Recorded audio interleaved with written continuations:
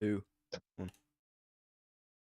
Good evening, everyone. This is Noob Boxing, and we are here for a mega card. If you are an eagle-eyed watcher, you would have seen our Before the Bell stream earlier. We had some really good knockouts there, and we're hoping to see some more tonight.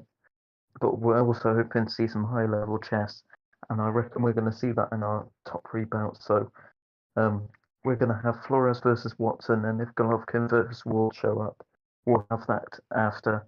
And then we're going to have White versus Richards, and then Castro versus ADEMOLA, and then Ramirez versus Evans. So it's going to be a really stacked night of championship level boxing. And I hope you're all going to stay with us for the whole of it, because it's going to be a good night. Yes. Yep, very good card. First up, we're gonna have me, Josh Flores, versus Roger Watts for 10 rounds. I do have a question. Why do you keep changing your identity? I'm going through an identity crisis. Anyways, I'm going to, okay? Anyways, what do you guys think of the first fight, me versus Watts? I think it's gonna be a closer fight than you think, because Watts has quite a good resume. He lost to Perez, Lost to Richards, Mike, White. He's lost to all championship level people. Yeah. No shame in that. And Flores has also lost to basically only championship people as well. So Yeah, so underrated record for Watts. And that's why I think it's going to be a very hard fight. It's gonna be a cracking fight. Yep. Could be fireworks. Anyways, they are about to make their ring walks, so let's get to it. In the Echo Arena.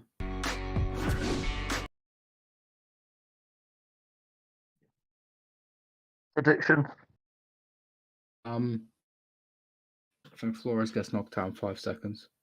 I'm going to say Watts unanimous decision.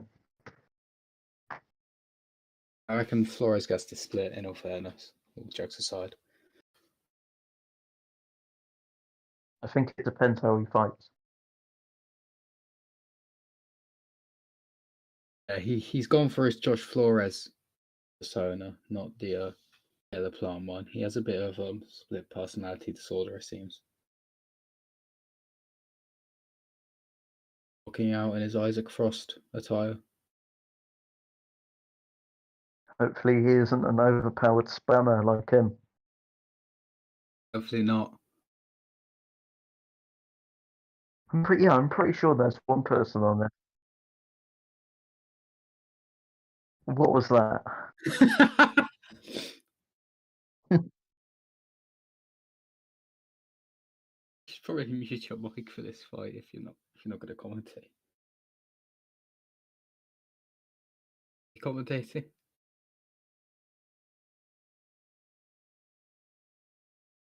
Okay. Pretty sure there's one person that literally came on SFC and in their debut just spammed the wings. Ice cold. Joshua Flores. Master. Maybe I should make a comeback and just spam wings. Yeah, you should.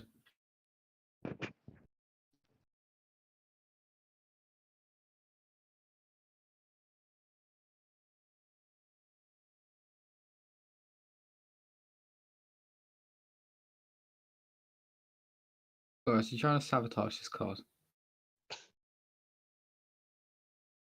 Where we have Josh Flores in the left, in the blue and white, and Roger Watts in the mainly white and blue. The way to tell them apart is that Watts is bold. Like him, what's coming out in the front foot, it looks like Flores has changed back to his original kind of style.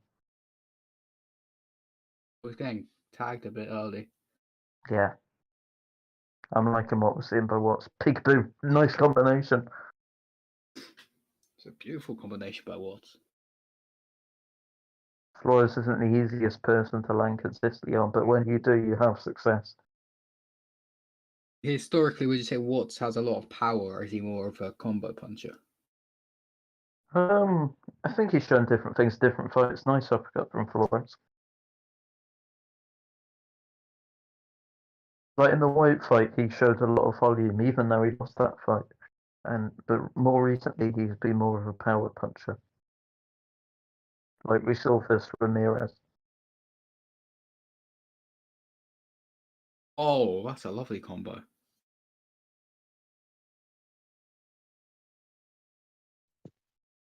It's going to be a very hard night for Flores if Watts can land like this and manage his stamina. Yeah, I completely agree.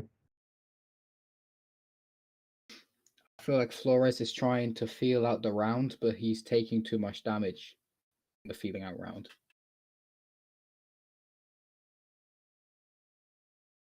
Because maybe by the time he understands what Watts is doing, maybe his health is too low to actually do anything.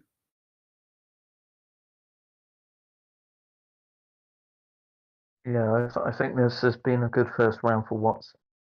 That's a brilliant round for Watts. A lot of what Flores is throwing is landing on Watts guards, I think.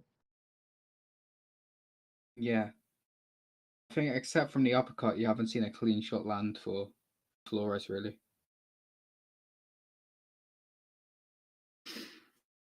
Moving into round 2. 97% stamina for Joshua Flores.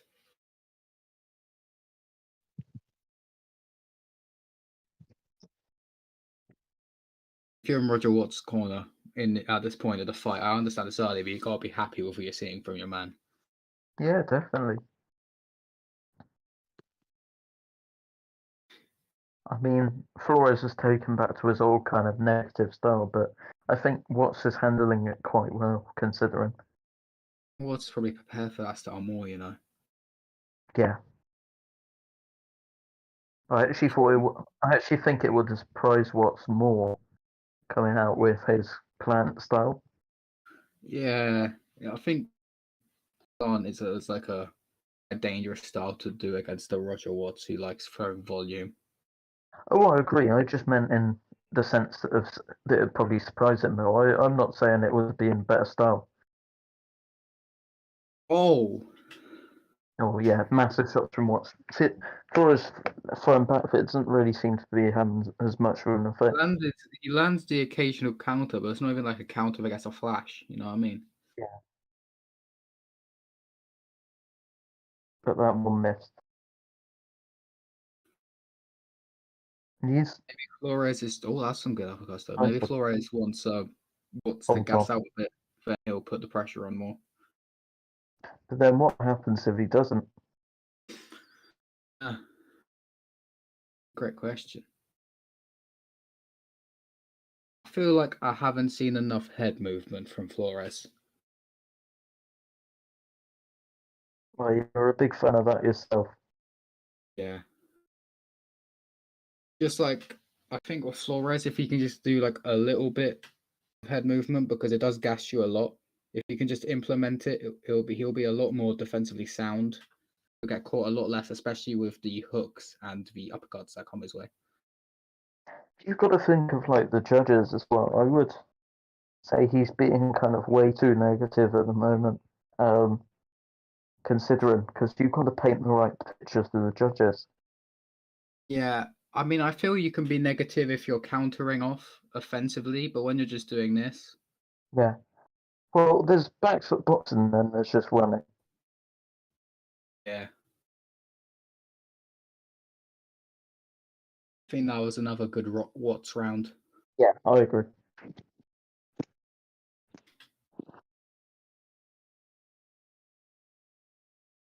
13% recovery. Yeah, he's definitely trying to gas Watts here. Be interesting to see what Watts' stamina is because he is throwing a lot of punches. That's the only downside part, really. You know what I mean? Say if he's done the damage for the 10 rounds, even if he is gassed, what does it take? 2-3 punches and he could put Josh in some serious danger. Yeah, good point.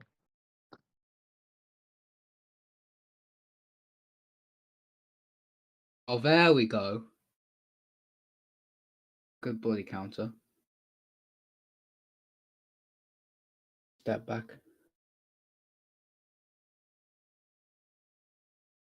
I feel like the guard of Watts is kind of throwing Flores off a bit. Yeah, I agree. Because you've got nice counter though. You've got some good shots against the Philly shell, but Oh. not as many in textbook. That was a good shot out against textbook. Textbook, you need to do more uppercuts. That combo didn't land from Watts though. Like I mean, I'm quite a close friend of Flores, and but you also know I'm quite honest, and I think at the moment it's kind of running. Yeah. I think the best display of Josh Flores we've seen is possibly against Castro, where he did get a lot of counters in. I think either that or the Hernandez rematch. Yeah. I feel I in think this fight he's been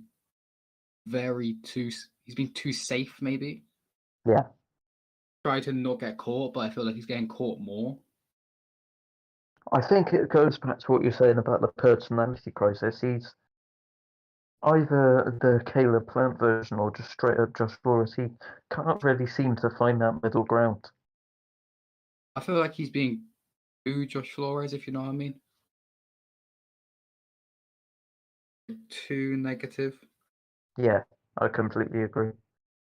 If he could mix them two together, I feel like that's the best chance he has of being a champion in SFC. It's a better round from him. Yeah. Still a tight round. How do you? Actually, no, you're a judge. I can't ask you that.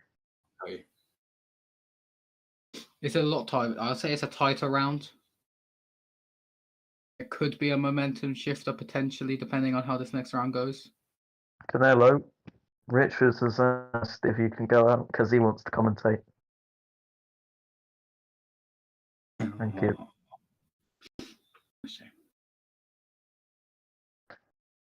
And we go into the fourth round. Is Richards also scoring this?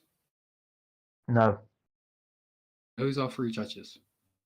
All three zip. Well, I can't really say in here just in case the fighters are unhappy with the scoring, but I can DM you. What's Flores or what's going to do realistically?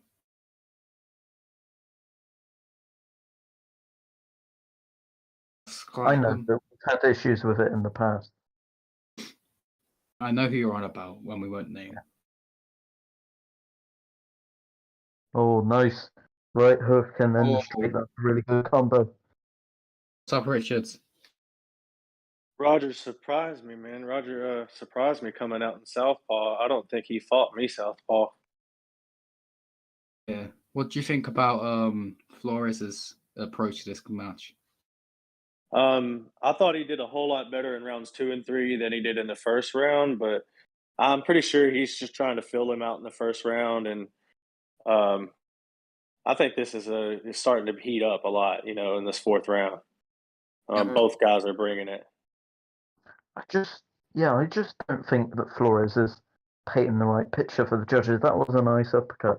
I just don't feel like he needs to know who he's catering for. He needs to know the judges, and I don't think he's catering for them here. I think he literally does know the judges, though. No, but I mean, like, know their style and what they prefer, because each judge know is what they're gonna... looking for. Okay. Yeah, that's what I meant. I don't know. I thought you meant literally. I think he's throwing his jab too close. It's a nice hook, though. He doesn't like inside. A lot of the inside work, you can see that is quite rushed. It's really weird because his last fight he was very inside and he scored a knockout. Well, that's what I mean about he can't really find the middle ground. Either one or the other. But that's a close finish of the round. That's a tight round. That was a tight round. It's going to be hard to score. I think that Flores should open up with his hooks some. And I think he might have success if he opens up with his hooks in the mid-range. Easier said than done, but those hooks will help him out in the mid-range, I think. And He's also Roger Watts looks really good, man. Freaking Roger Watts is a monster, man. Regardless of his Yeah. record. I mean, you saw Flores has had some success with the uppercuts. Both men have had success with the uppercuts. Maybe Flores needs to mix it up behind his jab, set up an uppercut behind it. We see Orange Stewart doing some of that sometimes. Punches are landing. Yeah, because of that textbook guard, I feel like that jab uppercut to the body would land. Yeah. Or jab body uppercut head. That works quite well against textbook as well. I feel that Nice straights Yeah. here from Flores. Nice cut straight from Flores. Pull back. I feel stat wise, Watts this time has gone more for speed and stamina conservation and power, and I think for the opponent he's against it works more. Yeah, I agree. Now this is something you don't want to see if you're Flores. You don't want your opponent just to stand in the middle of the ring because that makes you engage. And if you're backing off, then the ring generalship goes to your opponent. He's been on the back foot the whole fight so far, I think. Nice counter there. Slice that little sneaky. If he's countering, then it's not a problem, though. It's just when, Yeah. like, round one, where he was just walking back and doing nothing. When you're being walking back into the ropes, and if you're countering, then it's fine. But now he's doing a lot better. Yeah. He's probably just trying to see what Watts was going to try to throw, you know. Because Watts is so tricky, you don't know what he's going to do, man, until you're in there with him. That's one of the people I wish I fought on my way up. Roger Watts. I think that would have been a great fight. It's hard to game plan for him because You fought Rasputin instead. he could come out totally different than he looked last fight. Yeah. Fought from Watts. I think he's starting to get frustrated. Catches Flores with a beautiful straight as he taunts back. If I'm Flores, I like to see the taunts. That means I'm starting to frustrate him a little bit. But I might not want to taunt back, or I'm going to get punched in the face. Yeah. That was quite funny. Love to see some sportsmanship in this.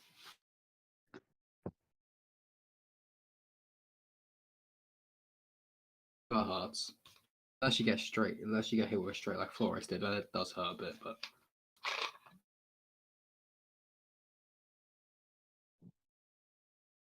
Here's the ring go. We've just done half of our fight already.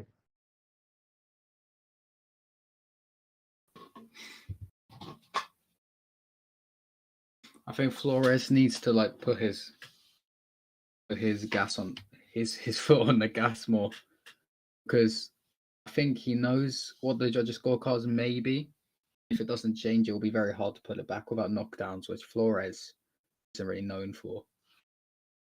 Oh, nice straight at the end of the combat. Oh, nice uppercut from Flores. Yeah, we go. That's what we like. Yes. Another nice straight at the end. That's going to be the key here for Watts. The straight at the end of the combo. Yeah, Watts has been landing the straight at the end of his combos almost all night. Clinch from. I think that's the thing, that the longer the SFC's gone on, the more that people realise and utilise those straights at the end of the combo. They kind of break the guard. How do you feel about clinching when you're not particularly hurt? Flores, I don't think Flores landed any of that there. Oh, he landed those uppercuts at the end there. Flores' stamina is lower than his health. Nice uppercut from Watts at the end of the Oh. combo. Gets to the body, but Yeah, fires again. back with his own. Nice Another straight to the body from Flores and nice uppercuts. He's just He's about to go down. Flores And goes he down. goes down. to the head from Watts, puts Flores on Look at two knees Ooh. Brutal left hook. through the guard. Beautiful. Look at that.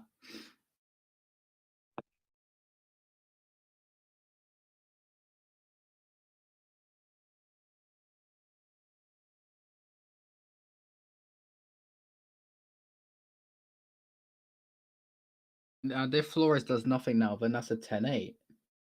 Yeah. Oh, so it's going to be very hard to call back now. Even harder than before. I think Watts is smelling blood a bit now. He's applying the pressure. If anything, if no one believed him before, this is really showing that his Well, record is not this quite is to Watts' anything. this is Watts' coming out party. Ever Yeah. seeing him on a big stage, massive card, Echo Arena, and seeing him do this to a very well respected opponent like Flores it will help his stock amazingly, you know what I mean? 1-4 record just shows. It shows how hardly matched up he's been put against.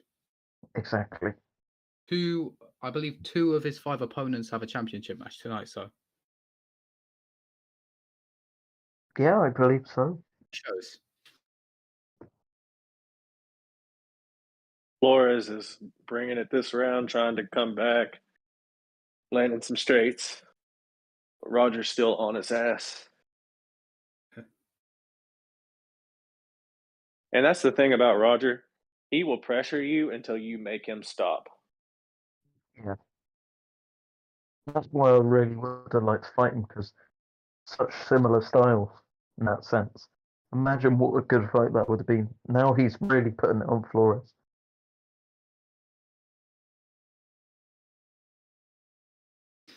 A clinch from Flores.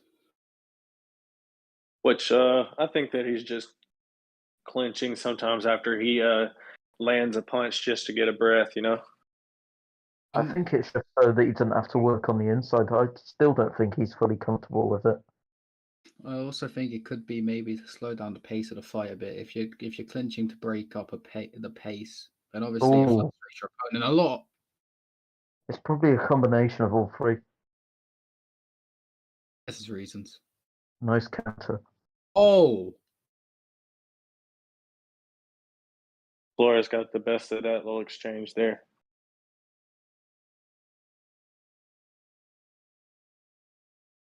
I think Flores needs to work on his uppercuts. It can be surprising how much stamina you can waste by throwing 2 instead of 1. With 1 that you don't need. Yeah. I don't like the double uppercuts, man. Like, just one uppercut is enough. I feel personally attacked. More straight with you. Have you seen the amount of times like I've done uppercut to the head, uppercut to the body? Well, that's This is a- different. He's talking about like double uppercut to the body or double uppercut to the head. You know what I'm saying? Just one after the other. We're talking about to the the same hand same. as well. No, it's No, one of the things. not the same hand. Yeah, it's like Like what, that. 2 uppercuts the same place. Oh, Oh. Roger's catching him right now.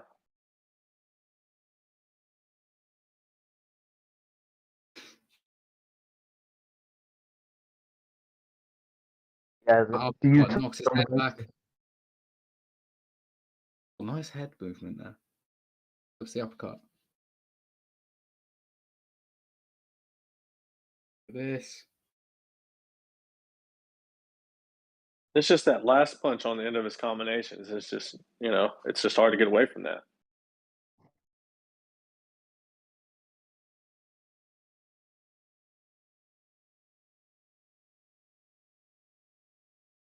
Oh, I like those uppercuts to the body. Well, against textbook guard.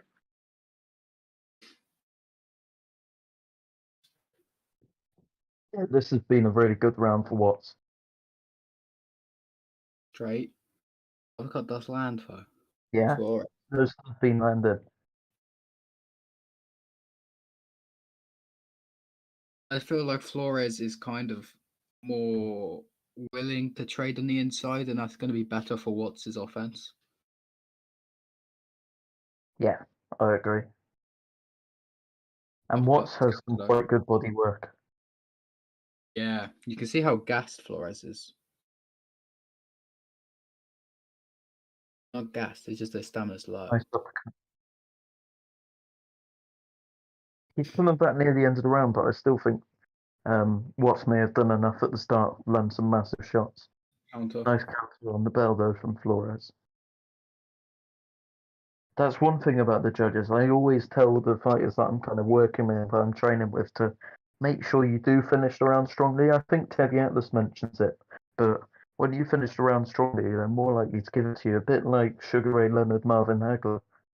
So you can steal the round in like the last minute. Exactly. 2 more rounds of Yeah, this fight to come. because that's what the judge is going to remember the most is what happened in the last Yeah. 10 seconds. Exactly. That may be it, and that may be the edge in a close fight. 2 more rounds to work for these two fighters.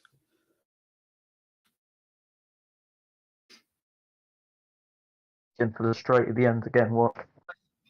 Nice straight shots from Watts I'm seeing when he's going on to the inside. Like he works his way in with some jabs. Then he throws some hooks and then he throws it straight at the end. Counter from Flores. I think Watts has been putting up the pace now.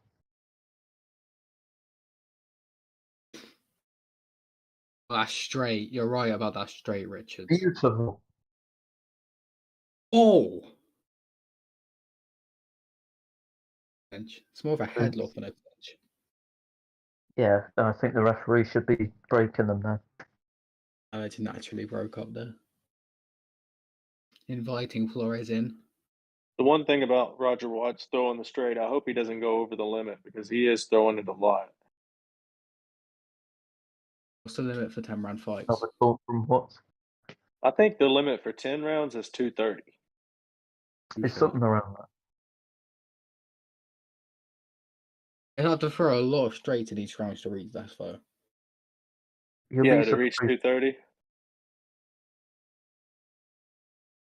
Oh, that was beautiful combination by Watts there, though, and a good counter Nice. from Flores. Flores.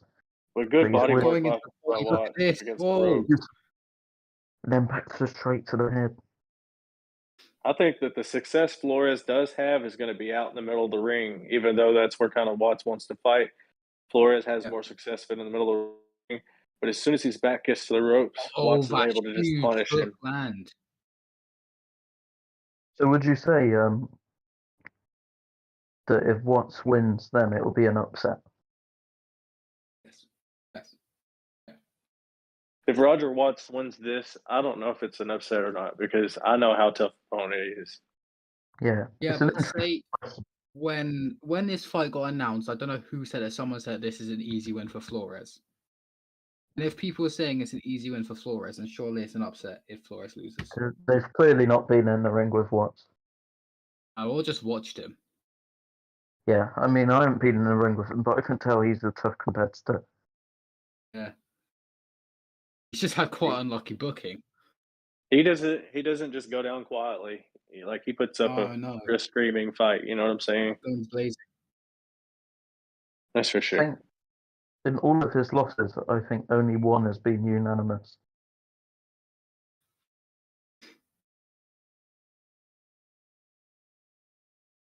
Another talk from Watts. I think he knows that.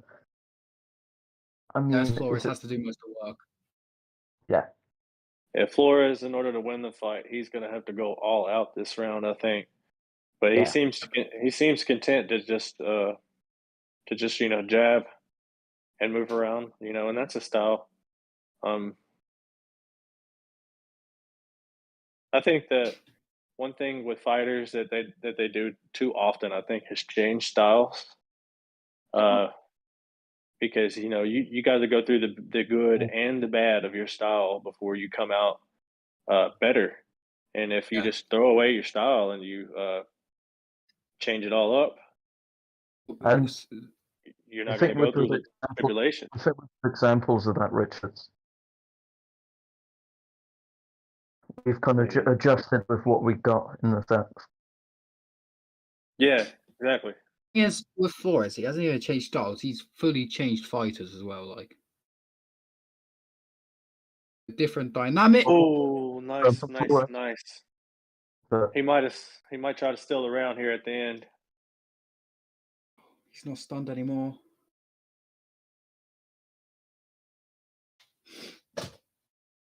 Roger Watts still wants him to come. Freaking animal, man. And we have finished the 10 rounds. Taunt from Watts at the end. Legend. So, turn day, if you send me your scorecard, DM me it, and then I'll get them all announced.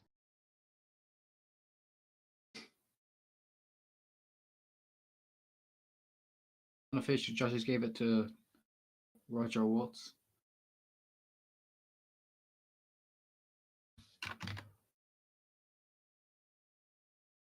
Oh, the split decision went for Watts. Unofficially. It's easy. We got all of our free scorecards in already, so we may as well go. Not much deliberation needed for this one. Ladies and gentlemen, after 10 rounds of boxing, I can confirm we do have a unanimous decision. The judges are in agreement, and they all have the same score, 96 to 93. For your winner, Roger Watts. This is a rare occasion when all three judges have the same score. That was exactly what you said. It was his coming out party. I think the only other situation I remember was King versus Flores. That was still a split. No, that was unanimous. 115, 113. I'm thinking that fight. Yeah, Castro. That was a split, wasn't it? Castro. Yeah, Castro won the split.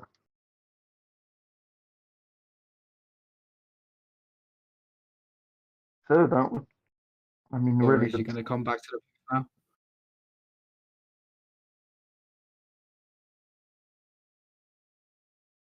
I'll take that as a no.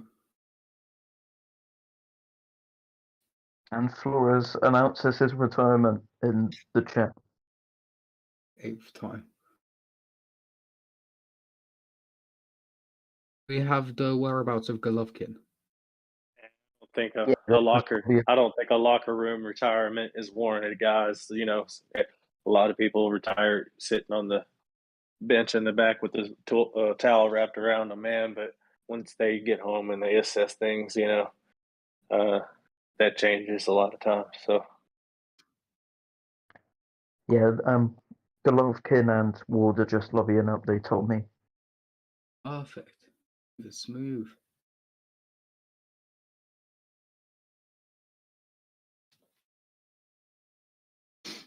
Flores says that it is some bullshit.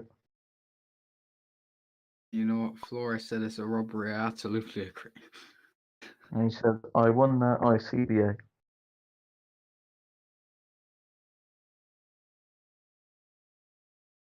Flores, come back to the booth. Explain. We'll give you an interview. What do you think you won? No. No, but why do you think you won? No, explain. Explain your point. I think it just comes back to the judge's mental image. They had the image of him on the back foot all night, and I landed more counters. He was throwing more, but I was landing more effectively. Like he threw more, but I landed more. He wasn't landing anything, bro. yeah, but you still painted the wrong mental image for the judges. You saw in round one, Flora. Right, I'll give you some advice. Round one, kind of did fuck all, realistically. The first round, yeah, definitely he won, but I felt like I won about every round. Maybe one or two. Give him after that, especially the knockdown. But I thought I won, bro. I won that. Every judge gave him 6 rounds. I can't be asked. Every judge gave him 6 rounds. I can't be asked.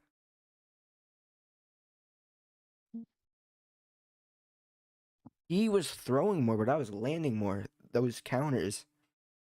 But even the mental image of him throwing. I remember him throwing a lot more in his straight landing straight through your guard. And when you're on the back foot, that's what the judge is going to see. That's the mental image that's being painted. This isn't Fight Night judges, and even the Fight Night judges had him winning. So that kind of says something. At 96, 93, the Fight Night judges. He lost to a 1-4 guy, and this is like he's fought killers, Flores, like actual killers.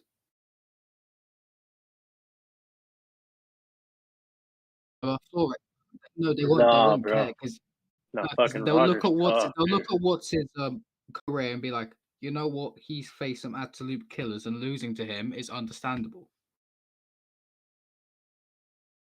Listen, I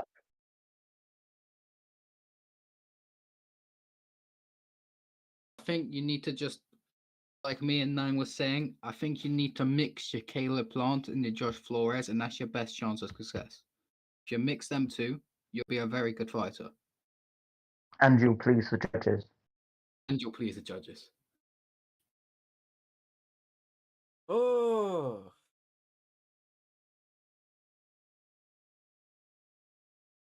I'll tell you like this, Flores. I personally gave you a lot of the rounds, man. But Roger Watts is really tough, brother. Uh, I I fought Sean O'Malley, who was a Hall of Famer in the last uh, season of SFC, and I'm telling you, man, Roger Watts is tougher than him.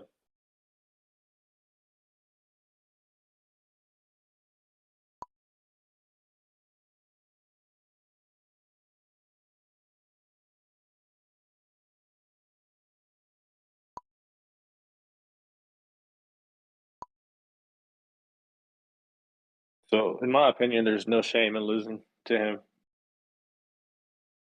Realistically, in boxing, there's no shame to losing to anyone. Still fighting at the end of the day. Someone could put on a really good performance.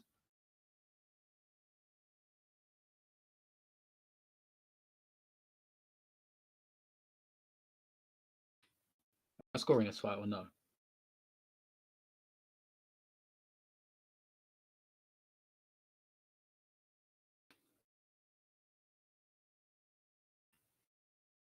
I'm retiring, bro. Let's go, let's go, Triple G, man. He's really good, man. We've been sparring, and he's got a really bright future, man. From you, Richard. I'm very excited to see him fight.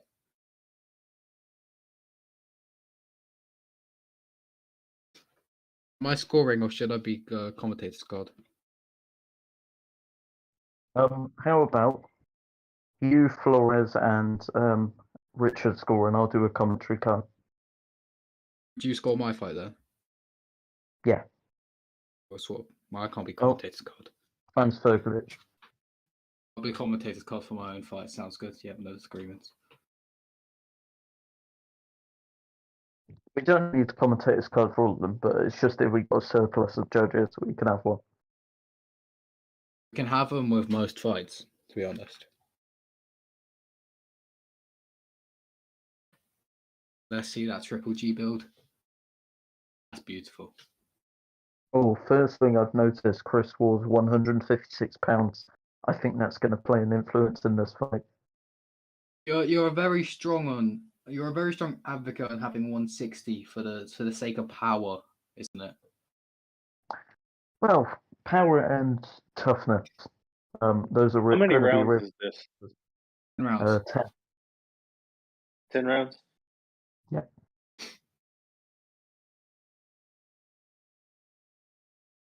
Four-inch reach advantage for Chris Ward. Look at that record. Pretty good record, to be honest. Christopher Wards. Oh, both good records. Thank you for Very good next gen. Thank you for Next Gen Promotions for helping us, for sending us over this fight for the card. I'm grateful. Triple Yeah, G. this is a pretty good fight here.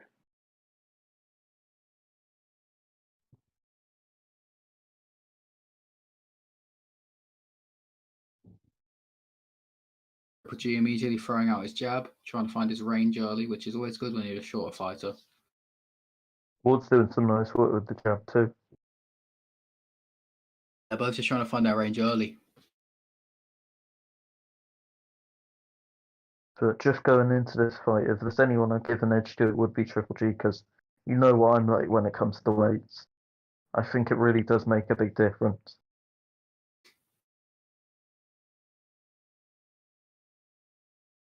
I don't get why you wouldn't make it the max weight for the weight class unless it's Nice heavyweight. right hand by Triple G. It's just the way the game works at the moment. Triple G landing the straight at the end of his combos too. Yeah, I know Triple G helped you out a bit, Richards.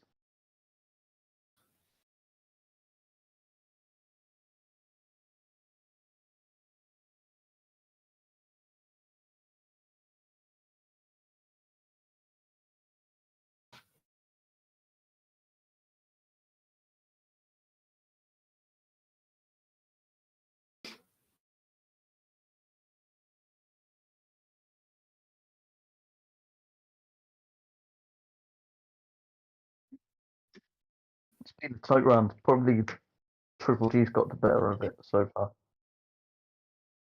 Off just the pressure and the ring control. Ward's shots are mostly kind of glancing blows.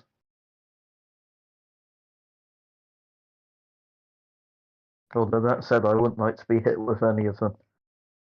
No, that was a nice little uppercut, but Triple G responded with the straight. That's what you're going to want to land against Triple G.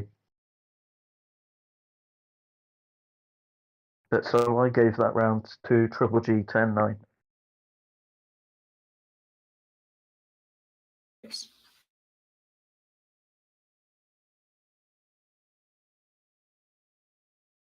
Nice right hand by Ward. Nice body shot by Ward. Nice uppercuts. Really good work to the body.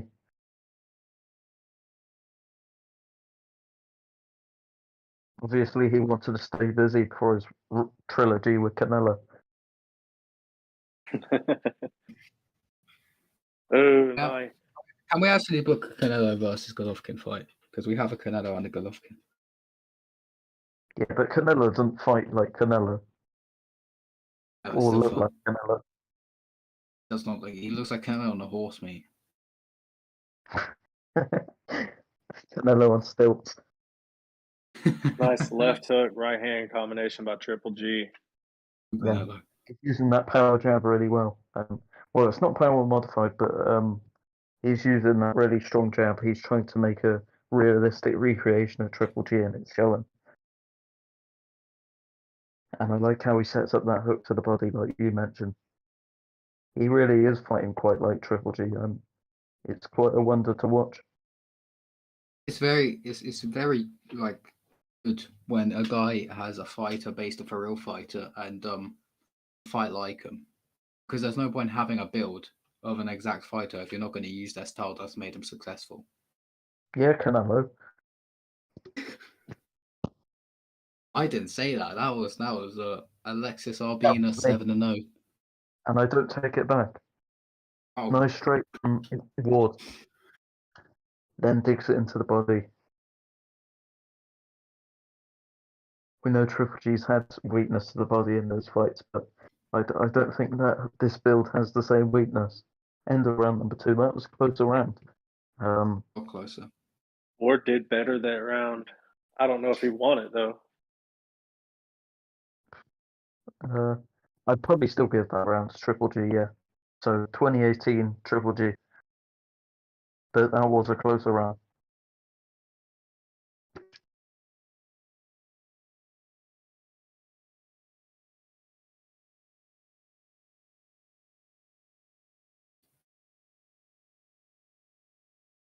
Nice left hook, Triple G. Yeah, beautiful. You can definitely see the difference in strength on the inside.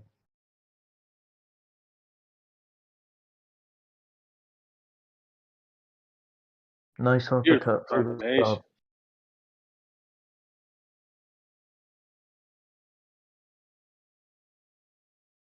Very high skill chess match. This is. Yeah, you can see both of the head-to-head pedigree in there. Nice combo by Triple G. Both of them very You good. can tell they don't like use any cheesy tactics for head to head. They actually box, and that's lovely to see. Yeah, and Triple G's fighting like actual Triple G, and then Ward's, fighting very similar himself. I know a gem to see because there are some guys that like to break the rules sometimes. And it's just Oh, Ward oh, got him with that right hand. straight to the head. He's a bit Triple G stunned. fire He's going to recover. Yeah, he's Ward is opening recovered. up right now. Is my If mic that on? straight landed, it could have been over, man. That's putting a bit more pressure on. Not too much, just enough to sustain the damage that the stun caused. I heard you ask if your mic was on, Flores, by the way. Nice combination by Triple G, but Chris Yeah. Ward has really done enough to win this round so far. I agree. Chris Just Ward's doing a lot better this round. He's building off the last round in a very positive way. 29 I to hope- 20. Triple G. I hope that he doesn't have to hurt Triple G Hold on, I'm just gonna every check if my time. mic's on. Oh, bruh. Oh, Oh. bruh. They have it the complete opposite way around. So You know, to score points, it looks almost like Ward has to just damn near hurt Triple G just to even, you know, score a point. and that's the weight difference coming into play.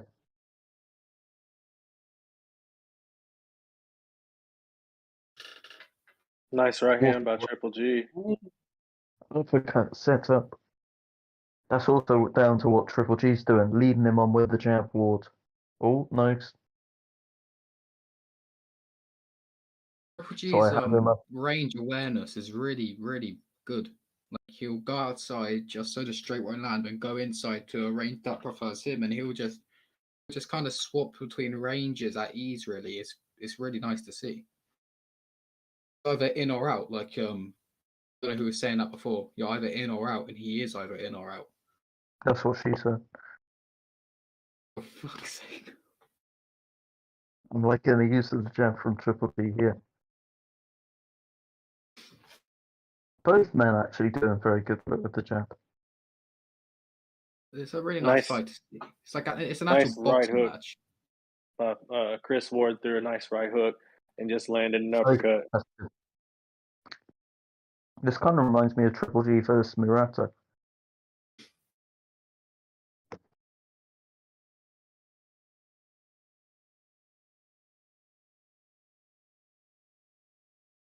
Nice straight there from Ward. I'd like to see Ward reset his block a little more.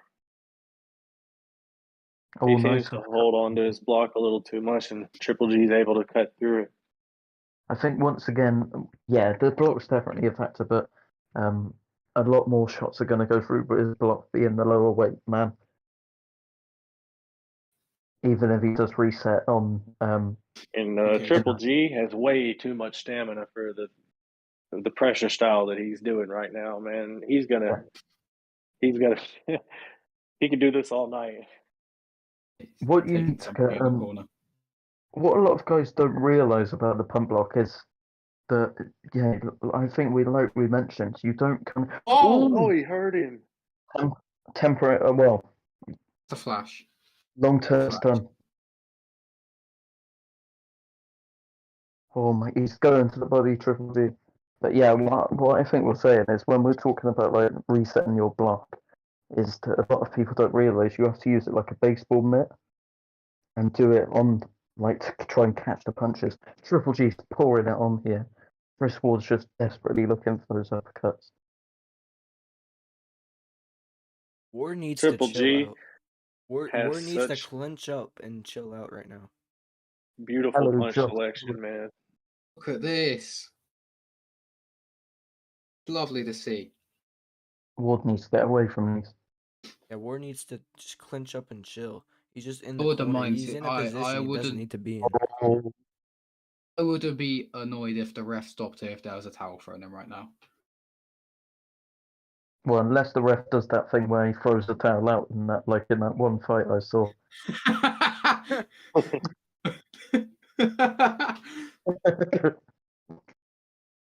Look at But see, this. I don't know whether anyone else seen it. I've just seen the fight where someone, where the corner threw the. Oh my goodness! Where the My corner days. threw the towel in, and then the ref threw it back out, and just let them fight. Legendary. We need to see Fight more of later. that. This is bullying. We need to do that in the Rasputin fight. Looks Well, for massive up there, Ward. Chris Ward wants to fight in his corner, in front of his trainer, throwing out instructions, and Triple G doesn't mind pushing him up against the corner and beating him up. So this looks like what both men want. Why is Ward's corner clapping? He's getting bullied. And that's the thing, man. Like Triple G has had such a good training camp. Like all of his nutrition has just been thinly mega chippy. In this round is an argument for more than a 10-9, you know. As an argument. He punched me in the face a lot for training camp, that's for sure. Is he waiting for the fucking towel to be thrown in? Nice body shots by Triple G, man. Isn't this just called CTE? All their straight lines, though. Imagine that's what it said on his shorts. TT. TRTV tour. I remember I saw a video of Jake Paul saying he has early signs of CTE. I'm not surprised. I heard his commentary. We need to get the SFC comms on the zone. Oh, Yes. he's just been unloading for like nearly a whole round now. Triple G on the That's what road. she said. 2 rounds. I'd be interested to. Oh! Oh, Golovkin goes my down. What a Oh shot! my And he goes Flash. down.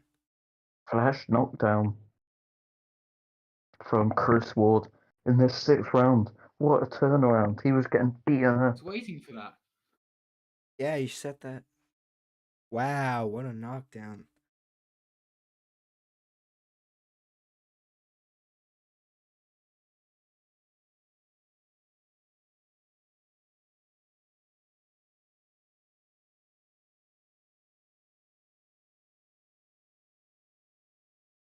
Reminds me a bit of Andy That's the Lee. biggest knockdown reaction I've had in commentary. Andy Lee's had there was one fight where he was getting absolutely beaten up, and then he finds one big shot just off the ropes, finishes it off.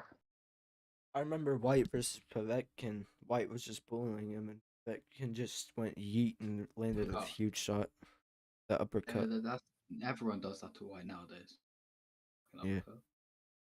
Well, it's always been knocked out by an uppercut. Yep. Seems like he doesn't have a very good chin, does he? Or going back in the corner, trying to replicate what he did last time. Yeah, you set that straight up. Mir Khan has the best chin. Yes, he does. Legendary chin. He has the I best think Triple chin in G needs boxing. to go back to his jab style, even though Ward's in the corner getting the instructions from his corner. Triple G needs to go back to his jab style. Yeah, I agree. Don't want to catch a big straight in the end.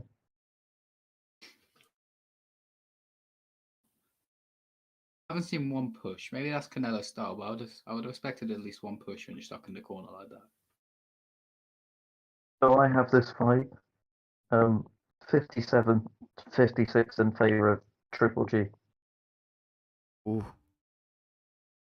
The last round makes it a lot closer fight now. Yeah, definitely. I feel bad for Golovkin because he was doing good work with the straight. Just as Caleb Plant said, yeeted him. Yep. Oh, nice work. Oh, How long can they continue throwing at this pace? I just want to see Ward just do more. He's just kind of in the corner. He's trying to land the uppercut, the power uppercut off of a counter. Yeah. And it worked the last round, but Triple G's not going to let him have it this round. Oh, yeah. Good combination from Triple G. Yeah, Triple G, man, he's going to adjust. He needs... Ward just needs to move around more. He's just in the corner. just sat there. don't know, but moving around takes energy, but I guess fire impact takes more energy. You just need to evaluate your option. The unofficial They have judges it. have it 67-65 for Golovkin. That's the exact same score that I've got it, but different rounds.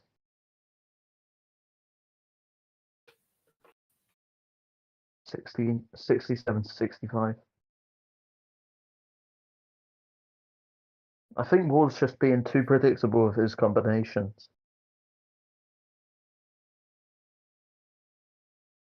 And Golovkin's just adjusting now. It's been a great fight though. Mm-hmm. Really high level. Yep, both men have brilliant amateur records.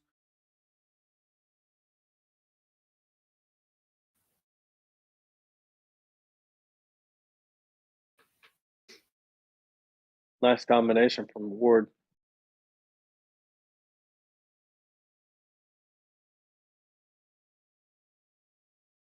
You know, Triple G wins this one. The sky's the limit for him.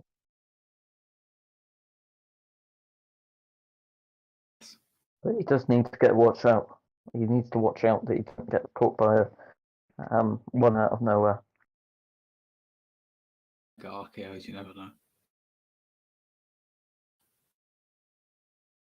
Nice slip there from Golovkin. Now he's got Ward on the ropes. What doesn't mind being on the ropes?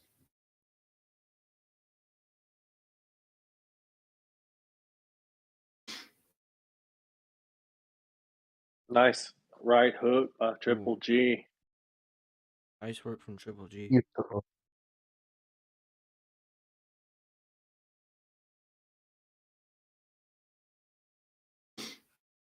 Or And just looking for pounded that the big body. shot.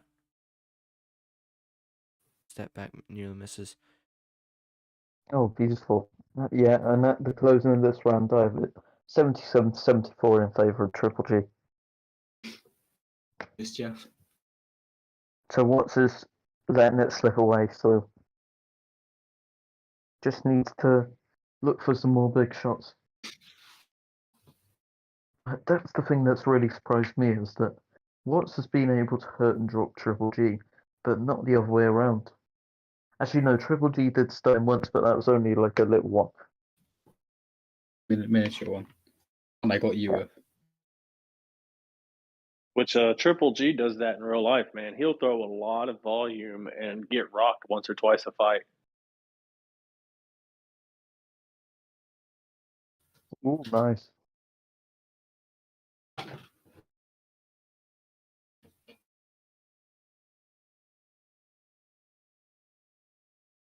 Yeah, this has been a great fight so far.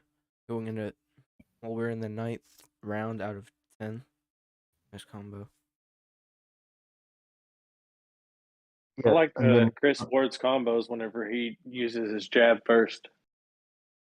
yeah, otherwise they get a bit predictable. But when he leads off the jab, they're not. 1-1-2 from Ward doesn't quite land. I'd say this one's more competitive. Now there he goes back in the corner again. Try to land a straight or an uppercut.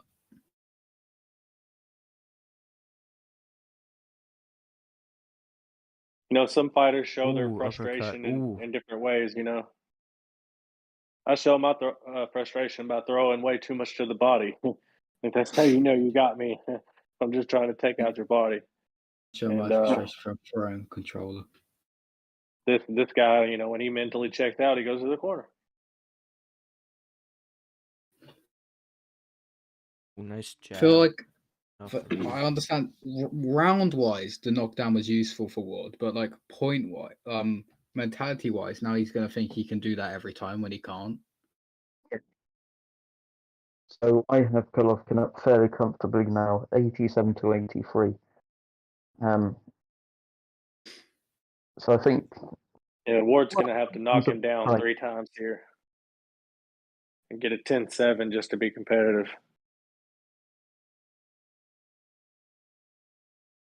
But I don't think he's going to knock him down 3 times standing in the corner. oh, And I understand why he's standing in the corner. It's because Triple G will literally make you stand in the corner the way that he cuts off the ring. So I mean, you have to make it hard on him. You can't just let him have it, you know? Yeah. No. Oh, GG. Triple G's putting them together now. Doesn't land for Ward either.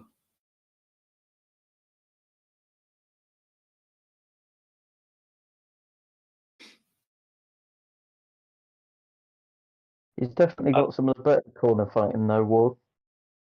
I'd like to see some body uppercuts from Triple G to go through that Philly shell block a little bit to Yeah, open I up the agree. head. Because sometimes in the sim league there is a stage where you can become too sim. I don't think they've reached. I don't think they're at that stage, but that's kind of a risk that you can face. I'm liking what he's doing here, Triple G, putting them together, and he's not neglecting the body work. He's doing well, and I agree with you. The body uppercut will work well.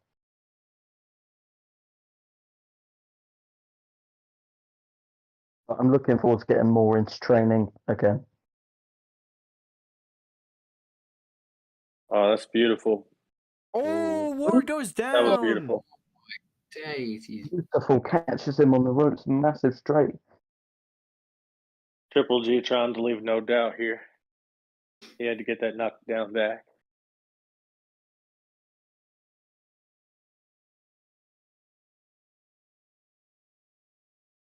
how long's left in the round? And that's the end of No, the fight. nothing. There we have it. So on my card, I have it 97 to 91 in favor of Triple G, GENNADY, GOLOVKIN. So if you guys, Flores, ADEMOLA, and I see someone's already sent me theirs.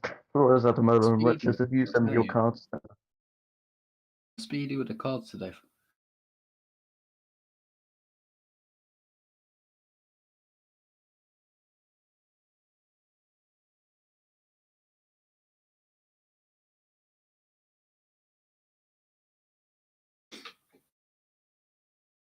Triple G wins on the unofficial card. 95, 93, 96, 92, and 96, 92 unofficially. okay, got two of the cards in.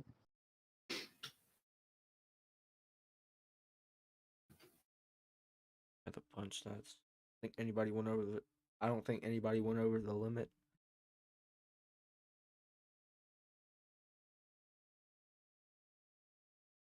Okay, we have all three scorecards in, and I can confirm we have a majority decision. Judge 1 scores this contest 94 to 94. Overruled by Judge 2, who scores this contest 97 to 91, and Judge 3, who scores this bout 96 to 92, in favour of your winner, GENNADY, Triple G, GOLOVKIN. The freaking boogeyman, y'all. He's That was a scary, very man. solid fight, but I reckon very solid performance from Triple G. Yeah, I had it 97 to 91 as well. What if we have these two next fight? Why don't we put Triple G and Watts against each other?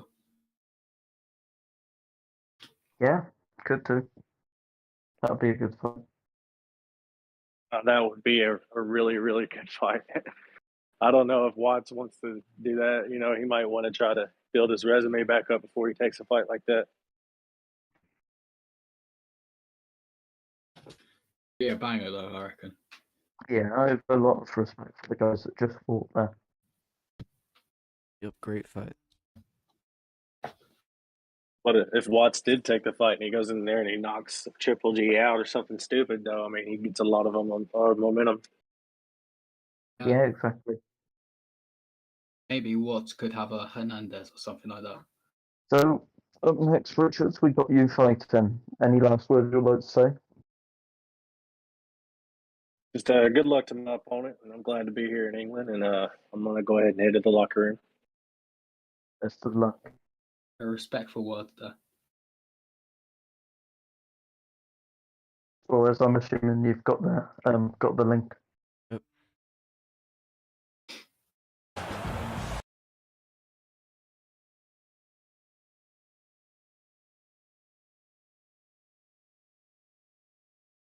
12 rounds for the vacant IBO championship.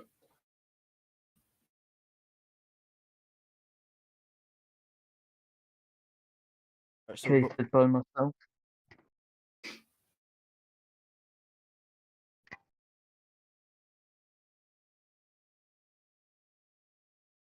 You know, man, it's just Albina now does £260 exhibitions against Butterbean.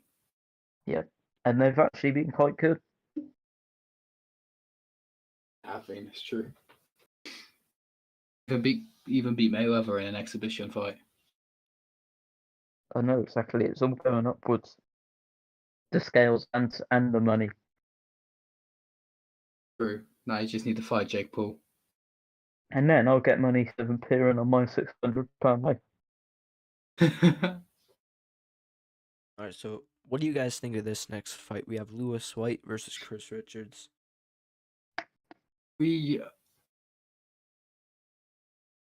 White's in Liverpool, so that's a huge help for him. Have the crowd to feed off. Yeah, he has. Know the arena well. He would have been to the arena as a kid. You know what I mean? Like, for the area. He didn't know this. He would have chosen this moment. Richards has faced former IBO champion, I believe, Sean O'Malley. Sean O'Malley. Yep, Yeah. he just faced the former IBO champ. Yep, Sean O'Malley got a majority decision win. Yeah, I've been real excited for this one. I think it should be a very good fight. Both men are gonna bring their best and what we like to see. But without further ado, let's hop right into it. Lewis White, Liverpool's finest, versus He's trying to beast mode prove he's Chris Liverpool's Richards. finest today. Here we go. Yep, we have Liverpool's finest versus beast mode. Lewis White versus Chris Richards. Hashtag Team White or hashtag Team Richards for this one. Put that in the chat. You already know who I'm rocking with. Team neutral. Fuck off, Alexis.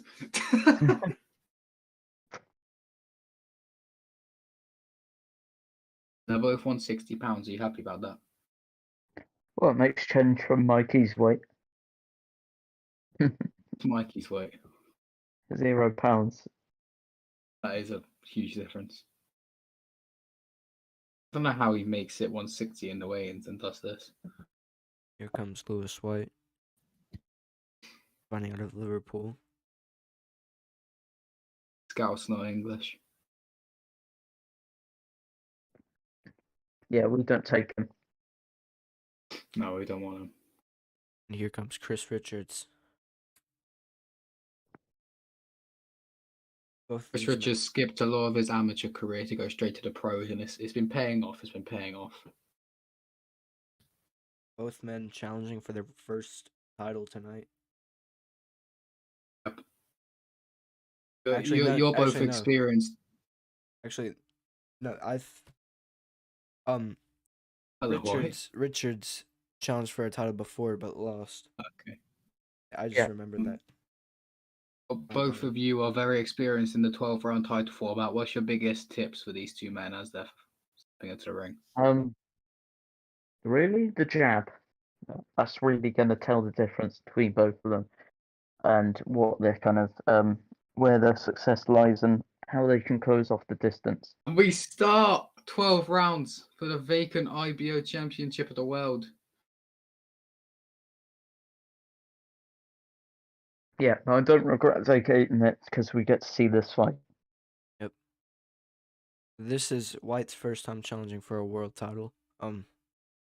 Richards, he had a failed attempt, but tonight he looks to turn it around this time and pull off a win and become the new IBO champion. Richards is looking beefy.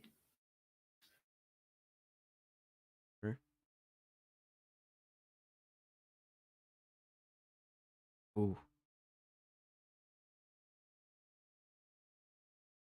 Yeah, someone needs to edit the commentary booth and make it bigger. Yeah. Yeah.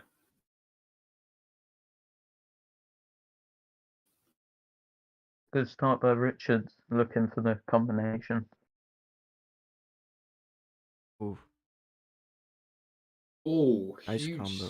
shot. Ooh, Lewis White and Richards is in the blue with a black and white trim.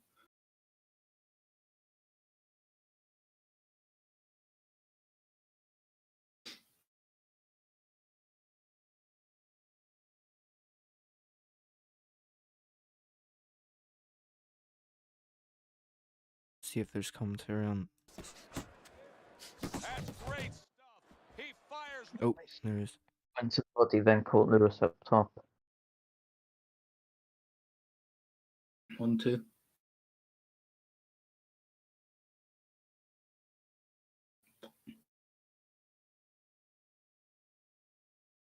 Oh, Ooh, nice body shot from White. And a snap White and ha- counter from Richards. White Looking is off known the for his wall. very nice body shots. He's shown them very well against in the second fight. And we do have Lewis White in the booth, the big dosser. Pretty, I start talking to the commentary like Floyd Mayweather. pretty successful round. Pretty good round for Richards. I think. Did some pretty good work. 100% stamina. What'd you guys think of that opening round? For opening round of a title fight, I thought it was very high paced. Yeah. What do you think about it, Alexis? Yeah, I'd agree with you on that. I think it was Richards who got the better of the rangefinder, and now it's Lewis that needs to make the adjustment.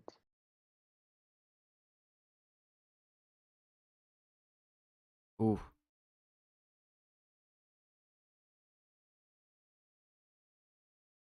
Body shots there from Richards. White popping the jab, while Richards gets a combination.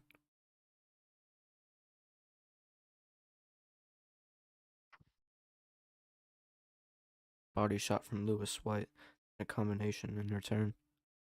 Nice body shot from Lewis White. He has very nice body shots. Yep. In the 1-2 from Chris Richards.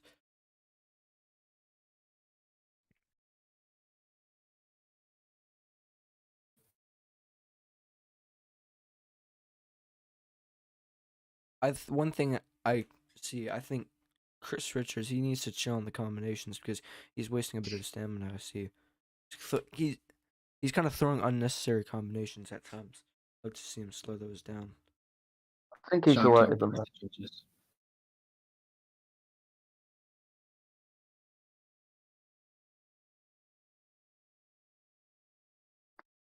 So a lot of his combinations have been quite accurate out here early. Yeah. Yeah. I think Flores' concern is when you're fighting a heavy body puncher like White, your stamina will go down quicker. Yeah. Yeah, White, a great White body Really puncher. been able to land them. Oh, Ooh, big combination from Chris Richards. Notice Richards has prevented White from landing them early. So, which means that Richards can afford to throw more punches himself. in fairness, he has got a 99 stamina, so.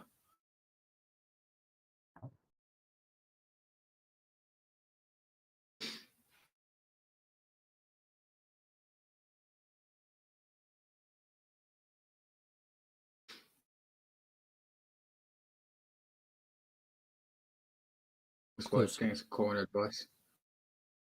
Post ups. What corner advice would you give him, Flores? For White. White. Yep. I would say I would like to see more stepping. Like I'm not really sure. He's not closing off the ring effectively. Yeah. He needs to try to cut off the ring and target the body of Richards. So right now it seems like he's kind of just following. He needs to cut off the ring a little bit more. There was a combination from White. I think one quote that Teddy Atlas says is, I think what White's doing at the moment is he's complying with him. He's not arguing with him. Yeah. He needs to argue with him. Yep. Now, I don't agree with a lot of what Teddy Atlas says. Oh, and then a nice body counter from Lewis. White. Another one. Richards fires back.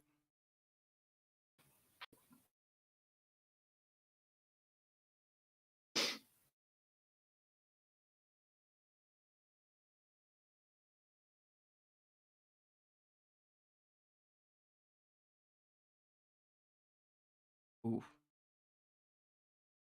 This is a better run from Lewis White. Having a bit more success.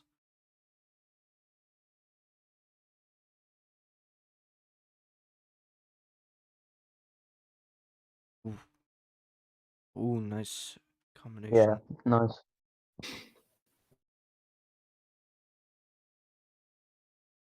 "20 seconds remain."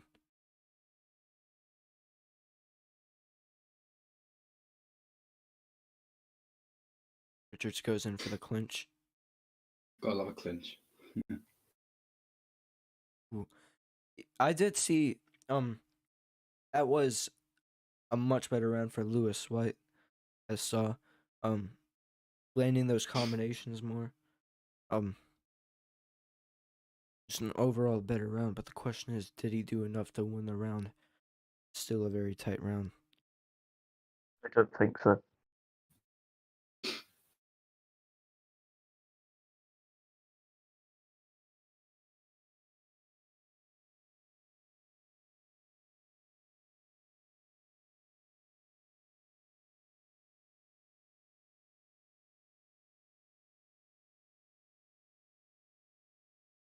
And the judges have it 30-27 for Chris Richards.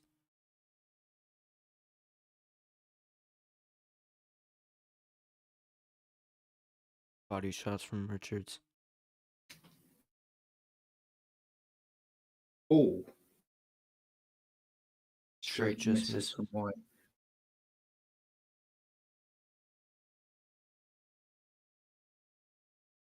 Ooh.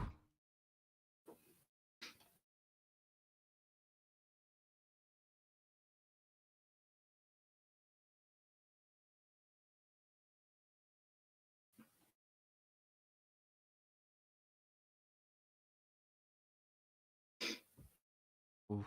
Do Nice you have work. winning Devin Haney or George Cambosos Jr.? I've George got Devin Haney winning. George Kambosos.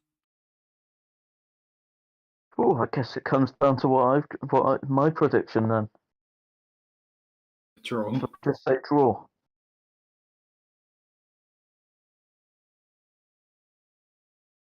So then it's even. Haney can outbox him, but Kambosos, maybe he can outfight him. I've Haney by late TKO. Really?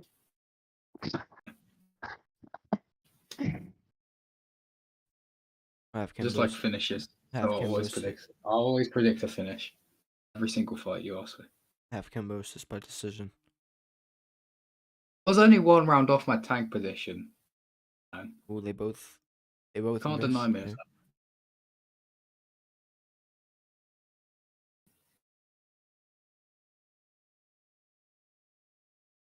I mean, ADEMOLA,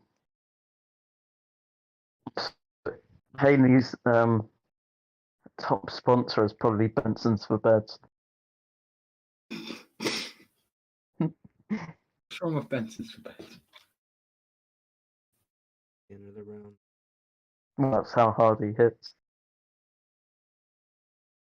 Yeah, that's why you get late TKO. Not to be hard punches, just a string of them.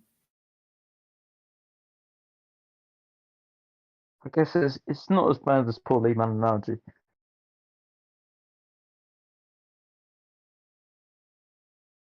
When you realise that Fury cheated in the second fight with egg weights in his gloves and Wilder wearing too heavy of a costume and getting drugged in his corner. It was getting drugged, it was very clear. Yes. You just no. Round 5. The corner throwing in the towel too early. Yeah, yeah, Wilder definitely wasn't getting beat to a pulp. No, not at all.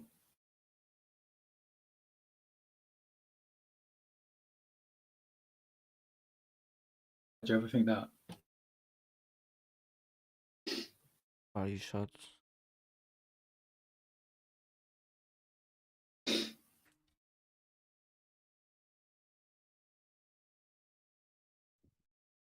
Haley's gloves are probably made out of Kleenex. If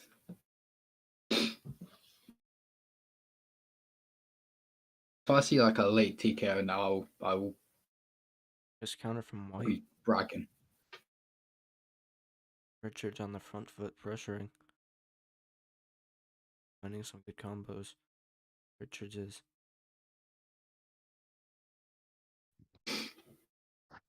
Ooh, nice Triple straight Steve there from gonna White. be a big star. Oh, Yeah, nice work by Richard.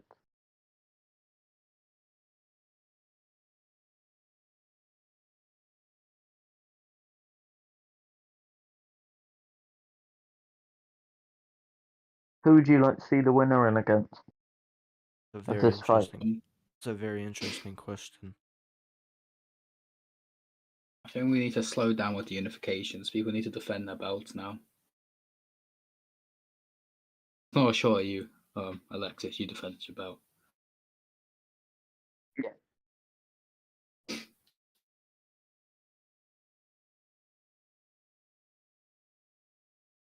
Richards with the body shots.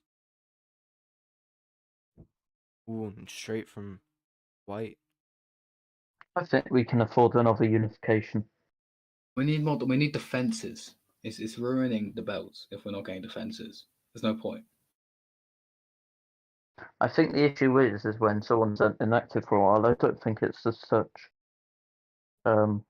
unification. And if everyone's trying to if everyone's trying to unify, then we can't get like the number one contenders fighting, unless it's We've a only had mandatory. 2 unifications. But they were both very recently. I just want to see more defensive personally. Mine was around a month ago. Yeah, we had the last one last week. Yeah. No, now I've vacated and now they've become fragmented. Yes. Have.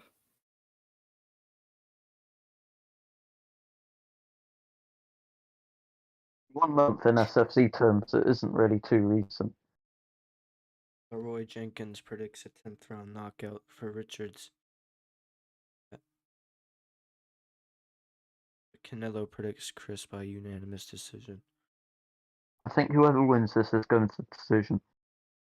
Yeah. Might do.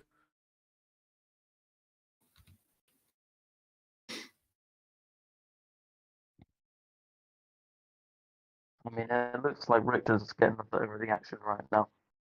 Yep. Nice counter from White.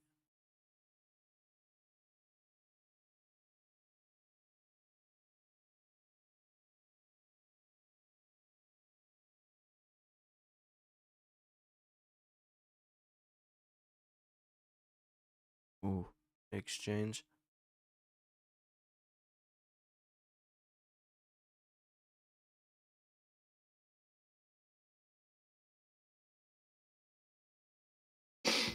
This booth just went so quiet. Yeah, sorry.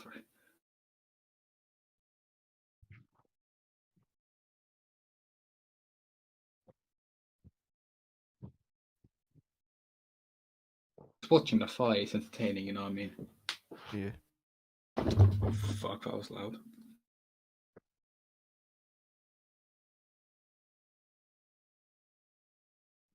I've been trolling some people on TikTok as well. Nice work from Richards there. Ooh, Combination. nice combination to end off the round. We're halfway through this 12-round fight, the IBO championship. Yes. Yes, we are. What do you What do you guys think Lewis White needs to do? I just feel like Richards has overall had the more success. I Well, agree. it's one thing that I mentioned earlier. He just needs to cut off the ring properly, and he needs to kind of use the trick that Canelo does. I know Canelo lost recently, but they're still valid. He needs to kind of keep his hands up and kind of just only unload when he's in range. And when he's not in range, just use the jab as the only punch he uses. In all fairness, we're in the 7th round of 12 rounds, so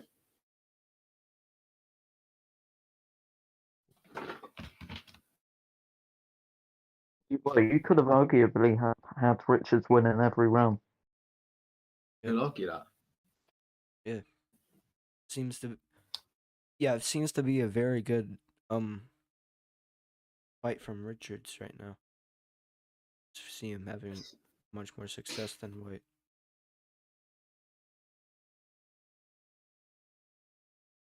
I feel like right now it's been Chris Richards type of boxing match.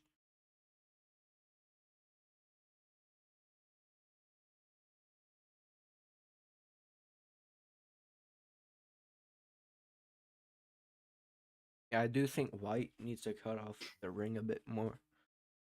And just following him, he needs to step to his right because Richards does quick steps to the right, but he's nearly always walking to his left because that's where his jab's going to be. And I don't think Lewis has capitalized on that. You see, he does a step to the right there, but then in a minute he's going to go back to stepping. Well, he's stepping to his right now, but not for long. Clinch And from then he Richards. clinches. Good clinch. So when he's like backed up, he nearly always steps to his left. He's stepping to the right now, but that's because he's out near the middle of the ring.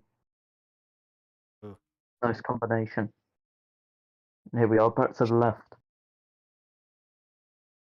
Nice uppercut, leading off the jab. Nice counter from White to end off the round.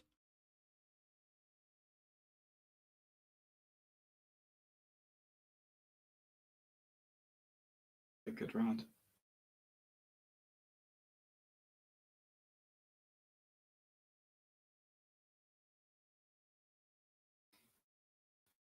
Going into the 8th round, gonna be seeing the scorecards, the unofficial scorecards at least. It's a good indicator for the fighters to see. He could have gave every round to Richards.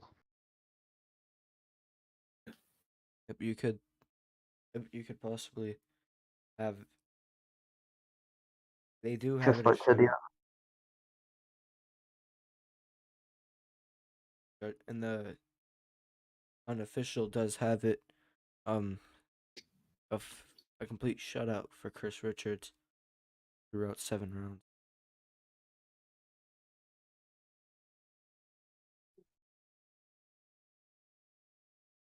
Seventy to 63, I think.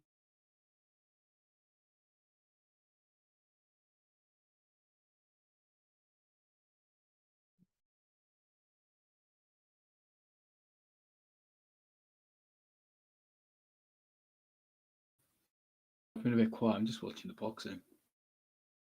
Entertaining. Wait, I need to tune into that. No, not that one. This. Oh, right. My streams decided to not work. Stream I very legally paid for, in case anyone was watching. Nice work from Richards. Nice counter from Richards.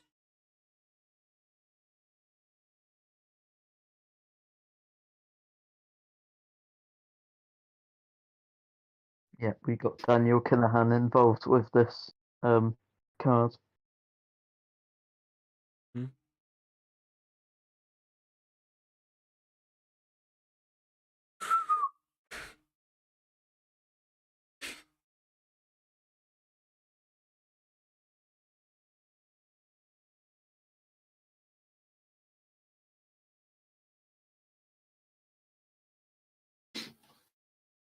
not counter, combo misses.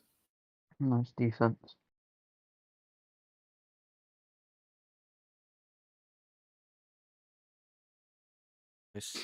Nice 1-2s from Richards to conclude round number 8.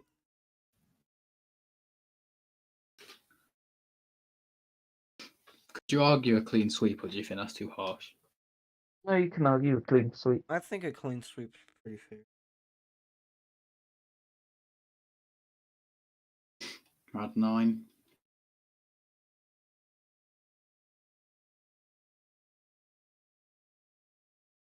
Yeah, clean sweep, pretty fair.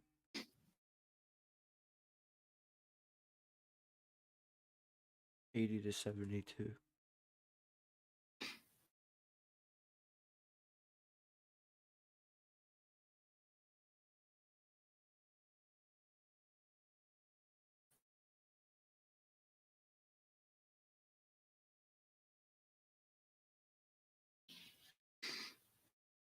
Round 9 of 12.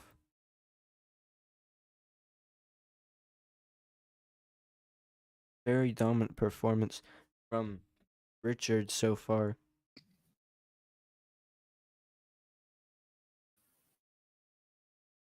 And as Alexis has been saying, yeah, White needs to try to cut off the ring more. He's kind of just following Richards, and it's not really that effective. I feel like White needs multiple knockdowns.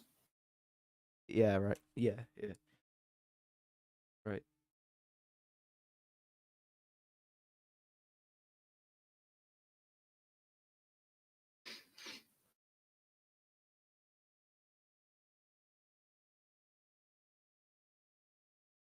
White's doing better with landing his punches and getting out of range. Saying that, he just get clipped with a few punches. Commentator's curse. It's finest.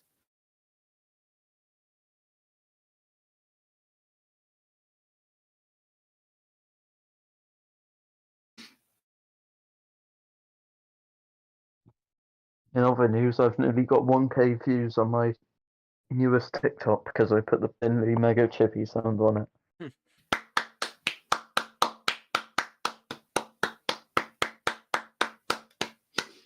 Congratulations, no.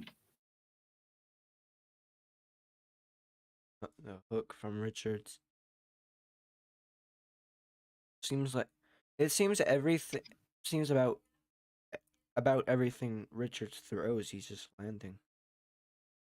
About everything Richards throws, he lands. In the round 9.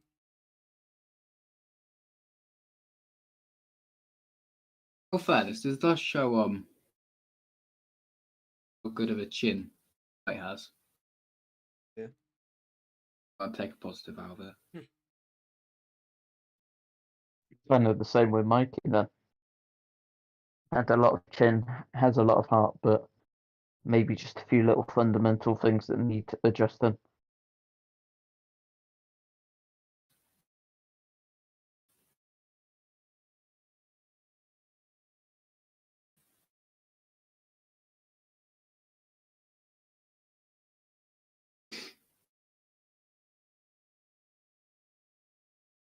The Mega Mega Chippy. Chippy.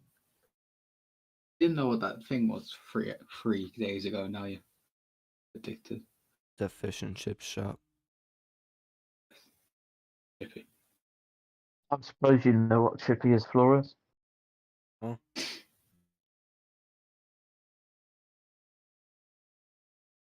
Oh, these landing those uppercuts like with ease now.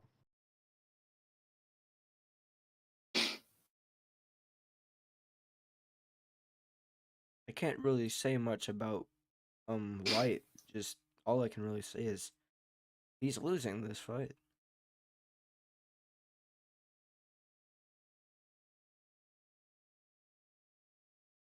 Well, Richards just you could definitely argue a clean sweep for him. Just White Yeah. hasn't been able to really find any success throughout now what's about to be 10 rounds.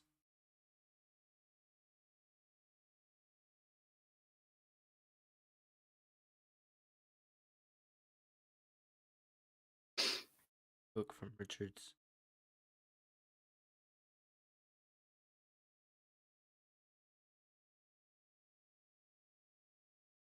Everybody thought this. Everybody was expecting this to be a 50-50, but it's just been kind of a beatdown.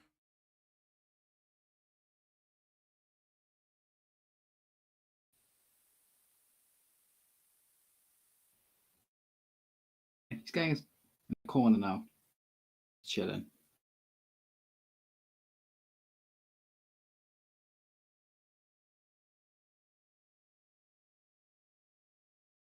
I think it would be a 50-50 if White could cut off the ring. Counters from Yeah. White to end off the round, but that's Yeah, clearly another Richards round in my opinion.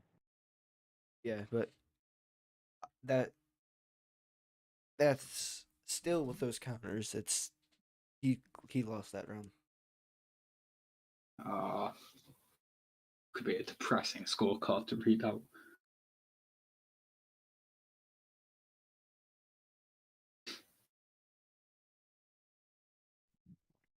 It's going to be hard for me to read those ones up.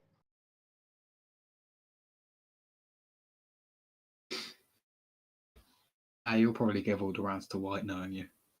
Yeah, Okay. he's gonna score at one. Yeah, he's gonna score at 120 to 108 for Lewis White. Speaking of which, the unofficial judges have it 100 to 90 for Chris Richards. Jesus. Complete shutout. I need to care about.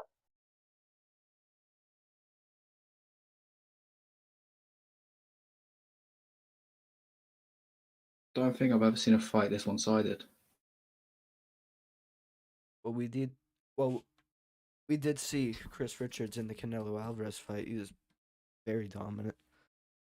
David It's a- Tay versus Audley Harrison.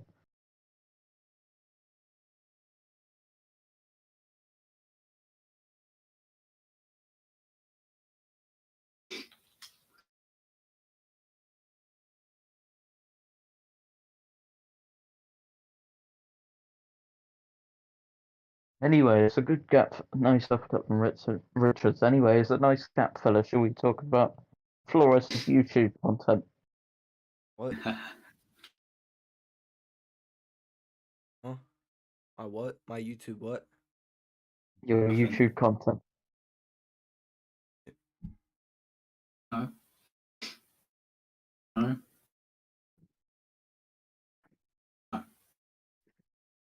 Man, I'm really thirsty.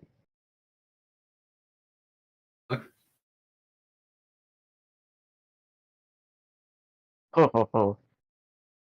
Yes. No. It counts Oh, for that was a Richards. brutal body shot.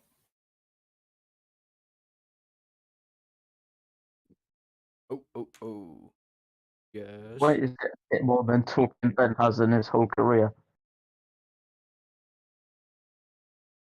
Yeah, White is getting hit more than more people have hit Talking Ben's phone. Talking Ben's what? What? What? What? Sounded like you said Talking Ben's mum. I said Talking Ben's phone.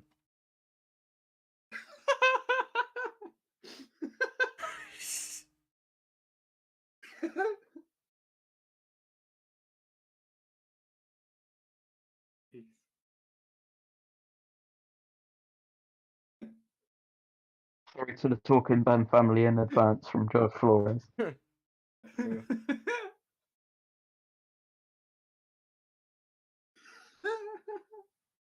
We are into our final round. Very dominant performance from Chris Richards.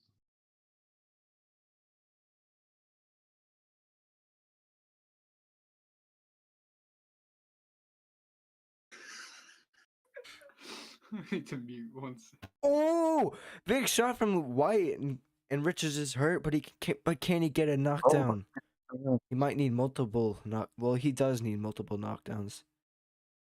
Probably even a flash at this point. I could pause Canelo so much at the moment. What happened? Just check the Gilded.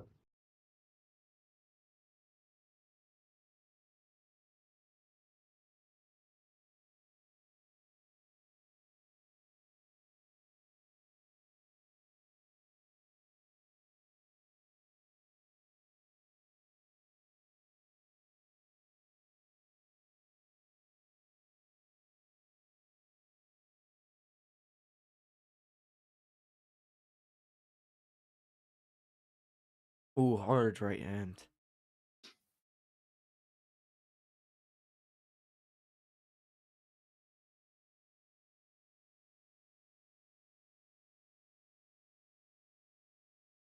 He's rebounded well from that stun, Richards. Oh, good combination and assist. down goes White. That's what she said. Beautiful.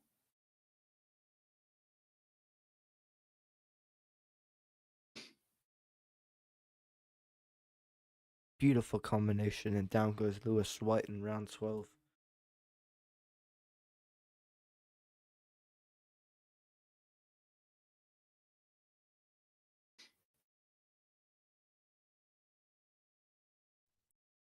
There's no other way to say it. I mean, Lewis Waite's just clearly lost his fight, and he's getting beaten worse than talking Ben's mum. Yes. We finished the And fight. well, right, send me your scorecards. I'd say Lewis White gets at least, at most, 1 round. That's kind of all.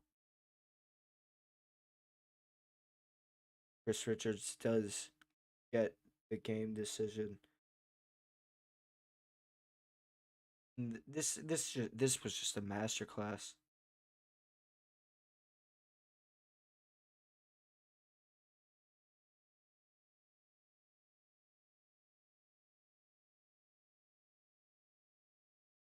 So Noob Crew and LDP are now 1-1.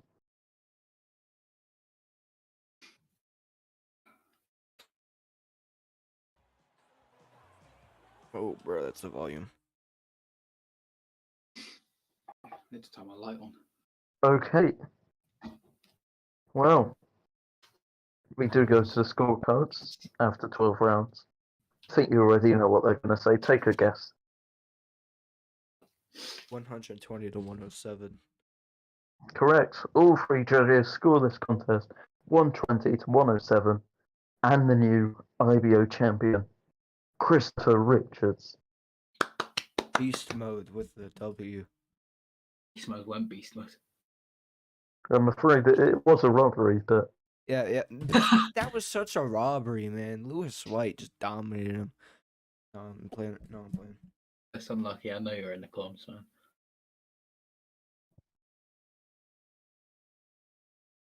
the next fight will be featuring Talking Ben's mum and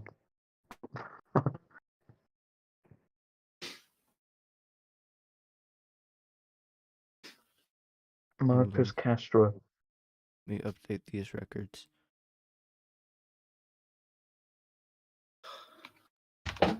LDP fears.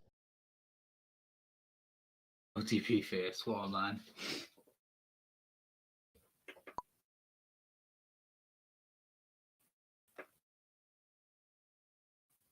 So, what do you guys think about this next bout? I just hope it isn't another robbery. Bro, I know, right? I can't would- believe that's such robbery. for real.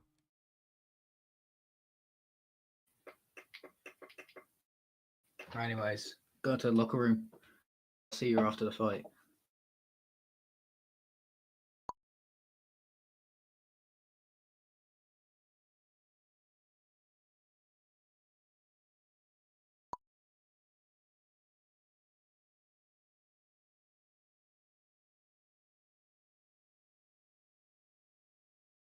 Lewis White.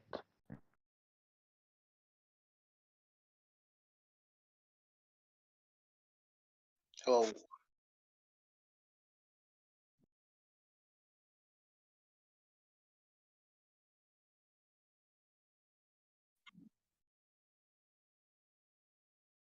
Please don't tell me I was muted that whole time, bro.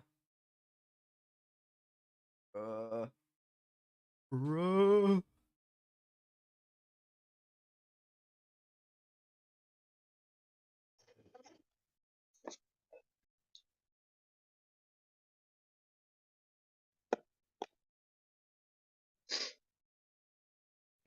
Can somebody replace me as a commentator?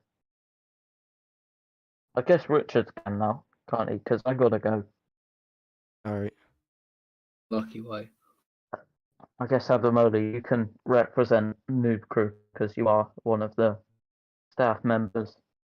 That's really cool, but I'm also fighting. I don't know how that works. True, but you can represent Noob Crew in that way. I can fight by representing them. Yeah.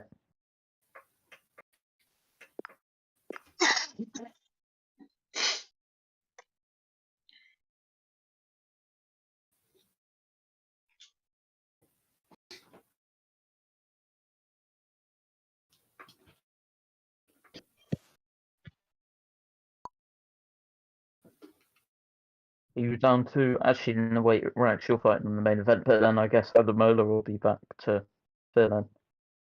I'll leave the call now. Alright, cool. Oh,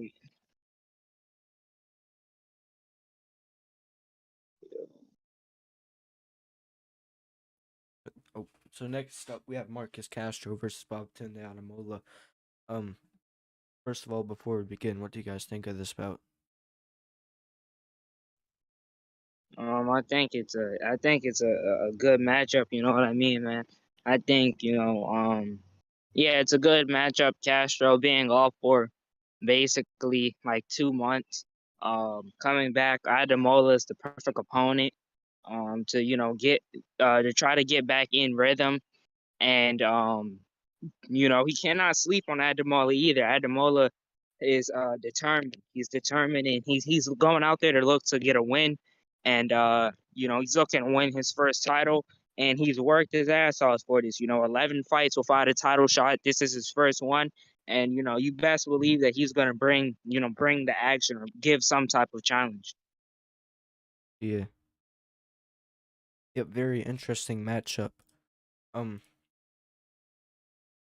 So without further ado, let's just hop into this one.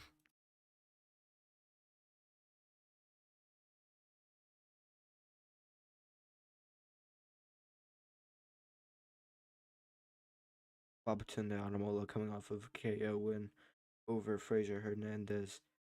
Marcus Castro coming off of a split decision victory over, well, me.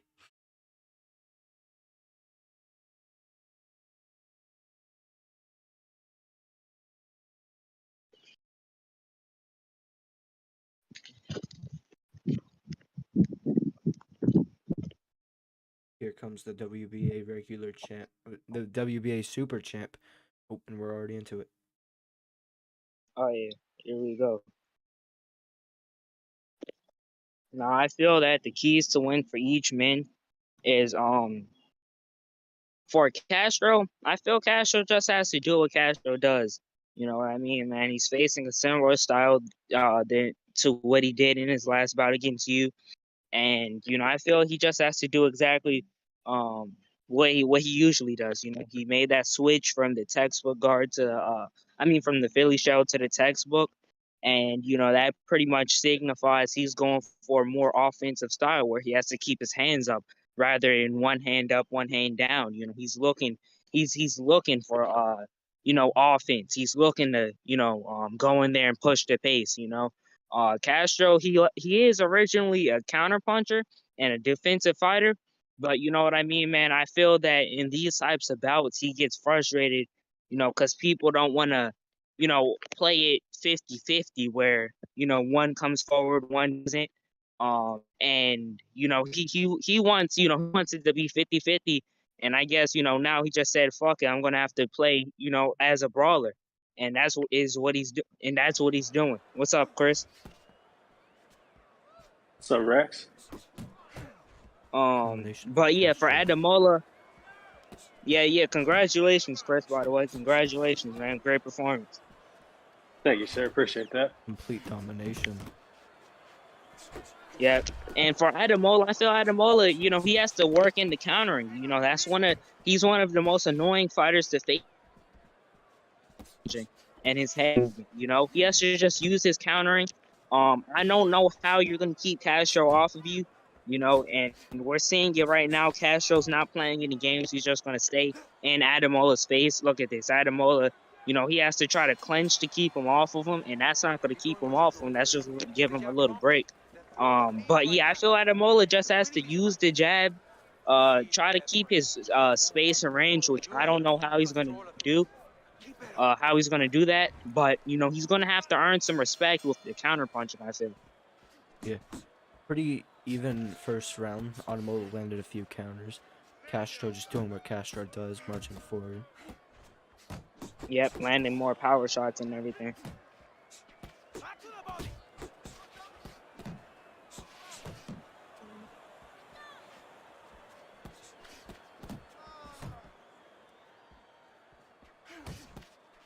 Nice shot from the champ. Ooh, nice straight from Marcus Castro. Straight return from Ademola.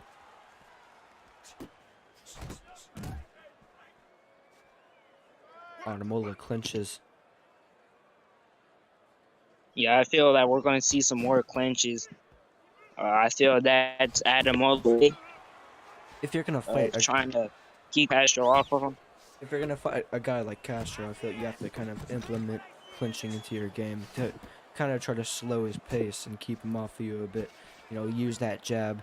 You know, Castro's just kind of backing him up, like into the ropes. He could, if I were, nice combination for Castro. If I was Ademola, I'd be trying to really stay kind of in the center. You know, bring that ring generalship.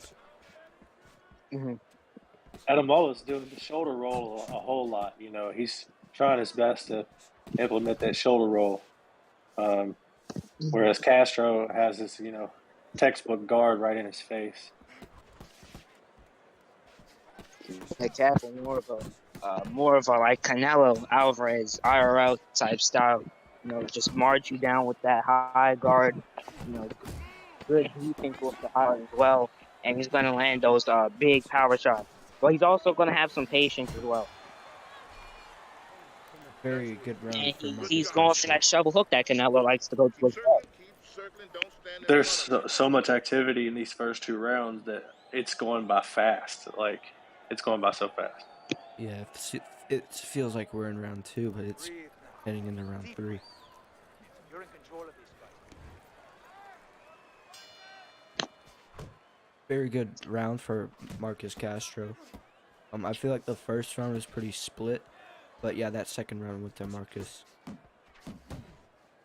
Felt Castro was the more effective, marching down, throwing more shots, landing more shots.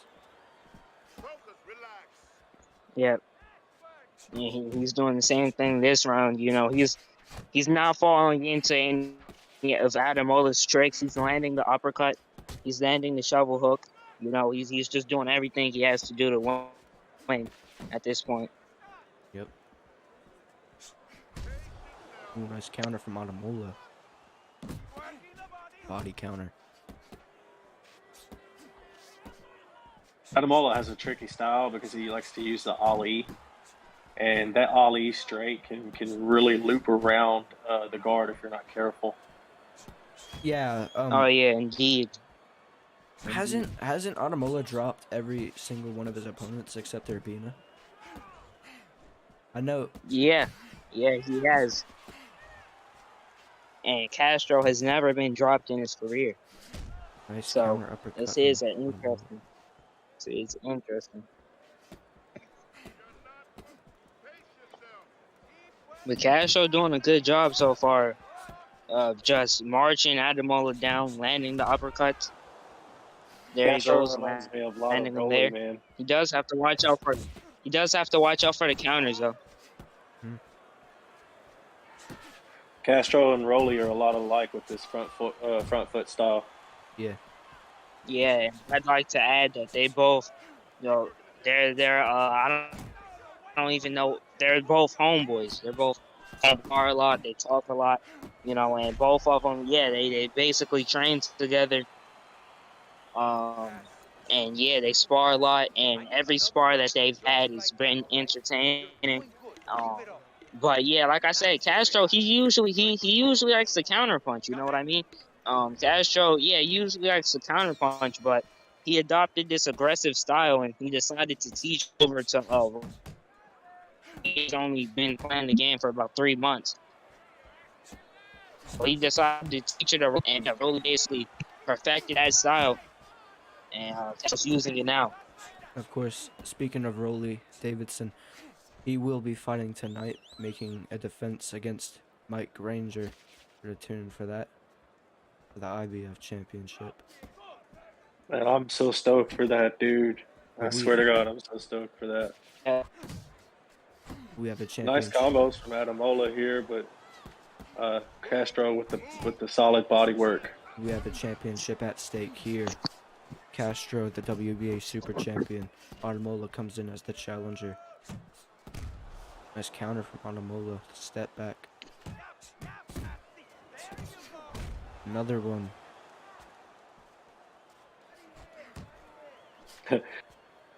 Man, Babatunde makes me laugh a lot in the commentary. He really does. But in the press conference, Castro said something. I think he said something. Badatunde. He called it Badatunde, and I spit out my drink. It was so fucking funny.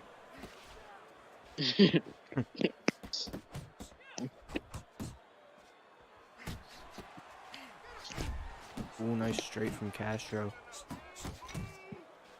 Ooh.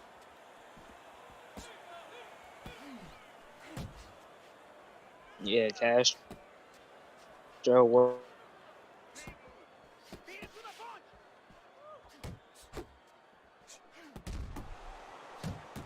And Castro doing, man, this is like the same thing with the Watts versus Flores fight.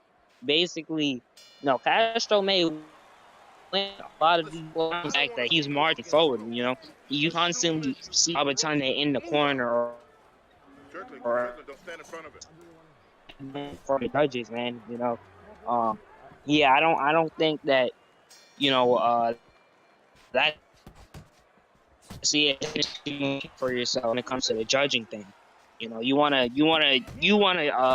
put yourself in a position to win as much of those 50-50 rounds as you can, but being on the ropes and against the corner all the time isn't going to do you the best. You can see now he circled out of it. He's doing a good job of circling, but I can guarantee in about 15 seconds he'll be right back on the ropes or in the corner.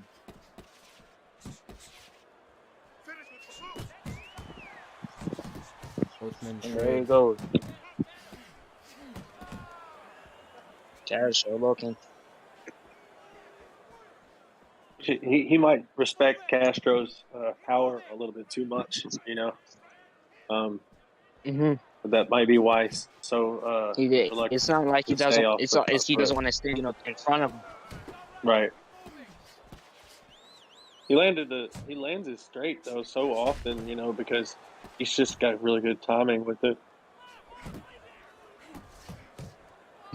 Both from Ademola. Ooh, Castro catching him a bit. Oh, These guys are trading. Every time they get close to each other, they trade. Ademola is just looking for some space in between the combinations, where Castro, he can just throw them all day. yeah. Good blocking there by Castro. Ademola with the clinch there. And And yeah, the clinching as well doesn't really I feel like the jump clinching's okay higher or you're hurt. once in a while, but if you clinch too much, it almost shows the perception of like you're being scared, like you're fighting scared. I want another round like that. This is your fight. And you especially when you have human judges, you don't want to put the perception out there of looking like you're fighting scared. Yeah. And the thing I like what Castro's doing right now is, even when Babatunde getting, he still be throwing, so he'll throw the first shot, Babatunde would slip that, come back with a counter, but Castro will have 2 and 3 that Babatunde out there exchange. That second and third shot can really uh, help him later on in the fight. It's not like Babatunde Ooh, is nice not uppercut landing. from He could stand in the pocket a little more. Mm-hmm. And Yeah, that was a nice uppercut that got through for him there. Another clinch. I don't like all this clinching shit, man. Yeah, I'm gonna be honest, man. I know. I'm sure Castro's getting pretty frustrated, because, in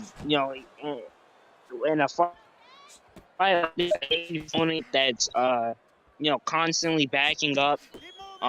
He's doing his best to put well. Really, I bet it's really frustrating. Good jab through there by the one. Ooh, counter. Yeah, I don't Counter really. shot, but I clinch don't- as soon as he lands something, though. Which that happens in real life. I'm not gonna lie. That's not gonna look good for the judges. It can help to throw your opponent off, but I feel like it's just kind of excessive clinching. That's excessive, yeah. I'd say like maybe 2 clinches, like 2 or 3 clinches around. He's doing like 5. End of round 6. I don't want you to slug it out with this guy, all right? I believe, if I'm not mistaken, that clinches actually affect your stamina. You know what I'm saying? Like you. Yeah, they do. Yeah. So you're burning your own stamina. It's, just to stall around. I don't understand unless you're way ahead and you need to survive or something. Yeah. Yeah, and if you're fighting a guy like Castro, you can't really gas, or else a taunt from Castro and ADEMOLA taking advantage of it. Rule number 1 in boxing, bro: protect yourself at all times.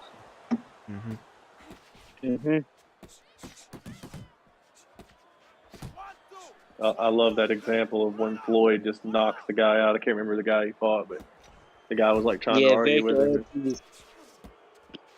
Victor Ortiz. Floyd's all like, "No, that's cool, bro." Knock his ass out with a left hook. Yes, that was funny, man.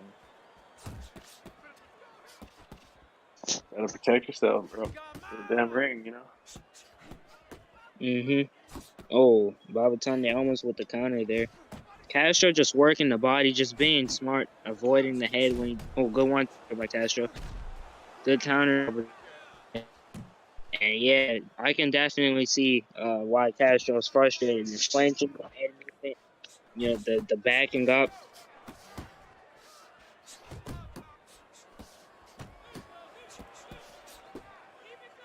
Another clinch.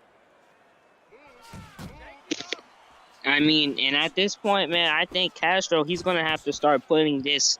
Whenever he tries to, look for a clinch, he could try to backstep straight that, he's gonna have to start to try to make some adjustments himself. Obviously, the clinch, it's not gonna land every time, but if a person has good and they have the intent to clinch you in this game, they're gonna clinch you. You know what I mean? But he's gonna have to try to do his part on limiting it. To try to put some type of fear in ADEMOLA's head to stop that stuff. Yeah, I feel like Castro, because he needs to start making some adjustments of himself. We're about to see the unofficial scorecard throughout 7. I wouldn't be surprised if it's close, man, because Castro has been landing, but so has ADEMOLA, and ADEMOLA's making him miss a little bit sometimes with the head movement. And they have it 67-66 for ADEMOLA. Or 67-66. I don't know if I said 66-66 or 67-66, but yes, they have ADEMOLA ahead by 1 point. ADEMOLA with his patented back straight.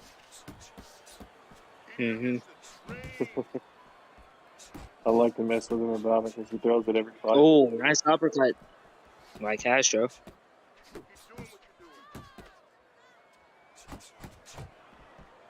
Oh, nice body work by Castro. Facts.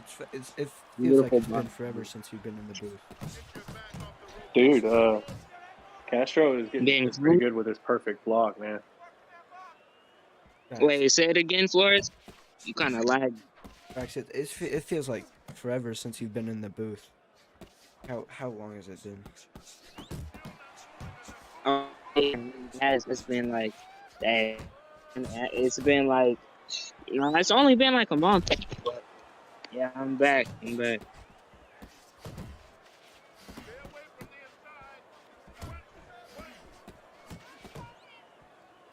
Combinations. Yeah, it's more so. Ooh, nice counter there by Babatunde. But Castro still just walking.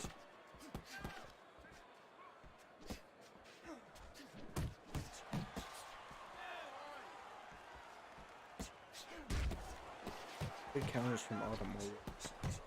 I like his counter work. Good doing. Yeah, he's been landing counters all night. Castro has been landing good body work. Yeah, Get up Castro's all been night. staying composed and been staying in his face and range generalship as well. Round 9 of 12.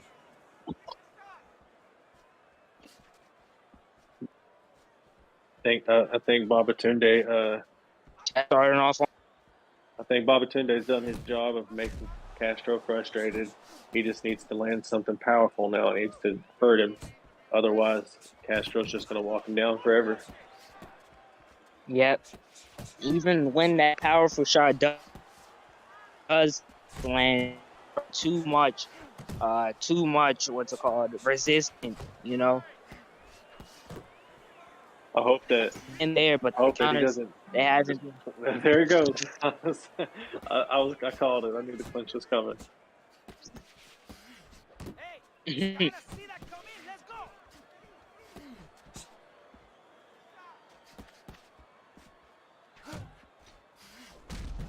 Nice counter.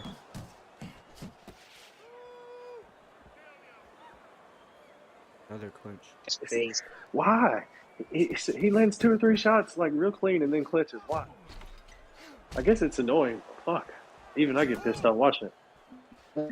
Has to be very in there for Castro. For sure.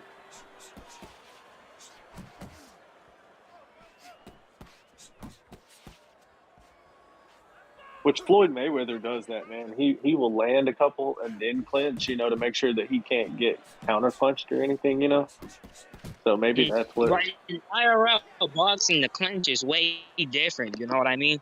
And this, the clinch, you can't throw anything. In IRL boxing, you can land a few pot shots in the clinch, bro, and you're pretty much stuck. That the clinch is just a method to waste time. It seems in this game, IRL the fight off as long as the ref lets y'all do that, and this, you're pretty much stuck. You just gotta spam LB and set off, and that's totally random as well. You know what I mean? Going into the 10th round. Who do y'all have winning this fight so far? Keep it up. I can't say as I'm a It's judge. almost done. I think. You had him that round. You're in control. Next round, let's keep busy. You don't need that. No, throw that away. You guys are both judges.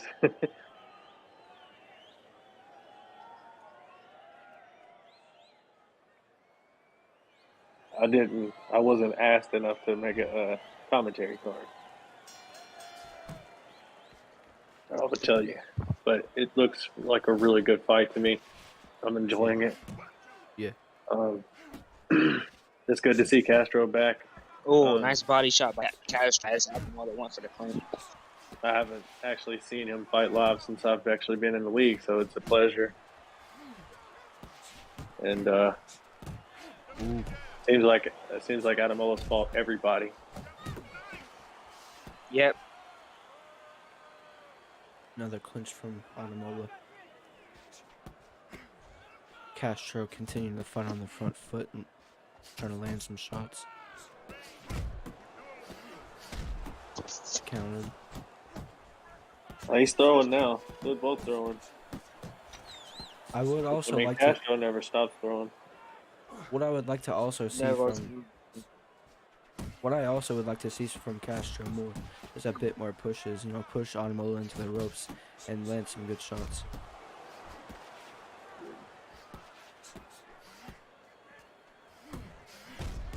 Ooh. Oh, ooh, that was a big shot there by Ademola. Big shot. Oh. Ademola's making it hard to figure out which punches are going to wrap around his guard, just because he's so annoying with his head movement. Name talking to me about it, about how it should kind of be banned. You know, it was a few guys that did it, but the top two that I remember is Ademola and Reef Wood. Those two did it a lot, and Nang obviously has faced both of them and his great 7 win career. And yeah, he was basically Latier as well. Latier well. He did that as well. And Nang was just basically telling me about how it should be banned, you know, especially with the body limit there. And I was basically saying, you know, there's a way to beat those type of guys without crossing the body limit, you know. I mean, you just have to land the shots that you have to land to their body when they do that. You know, you don't have to go overboard. But I can definitely see that it is annoying. You know, no steps have been made to a ban for it now. But you know, I don't think there will be. But if it does get to the point where, you know, it's kind of unrealistic, then it may have to get patched. The unofficial judges have it 97 to 93 for Ademola. Yeah, I can't see it that way. You know, especially with the ring generalship. Nice shots by Castro. Castro kind of going out. Oh, big straight, Castro down goes Castro. Ademola dropped him. And he gets back up. It's that ollie straight, man. That ollie straight is pretty good, man. Ademola makes it work anyway. Big straight from Ademola, and down goes Castro. Ademola catches about everybody with that straight. But there he goes with the fucking clinch again.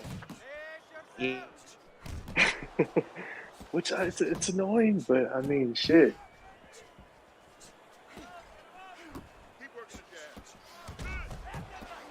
I guess he doesn't care about the stamina penalty.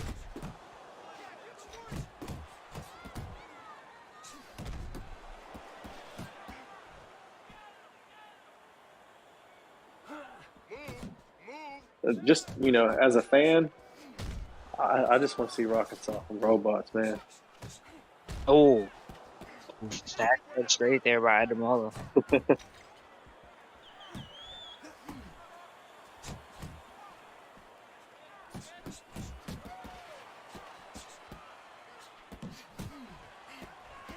Ooh. Castro just marching forward, landing some good shots. Oh, nice straight from Castro. 40 seconds left. Castro is really trying to knock him down, get it back, and hand it around here. Oh, Castro landing some big shots. Another back step. Is it? Let me ask you this, Rex. Is it an automatic 10-8 when you get knocked down? Oh yeah, when you get knocked down into automatic 10-8, you know, possibly you could fight your way back into it, being a 10-9 like how Castro did now, but you know that those are very rare. But yeah, no, those are like very, very rare.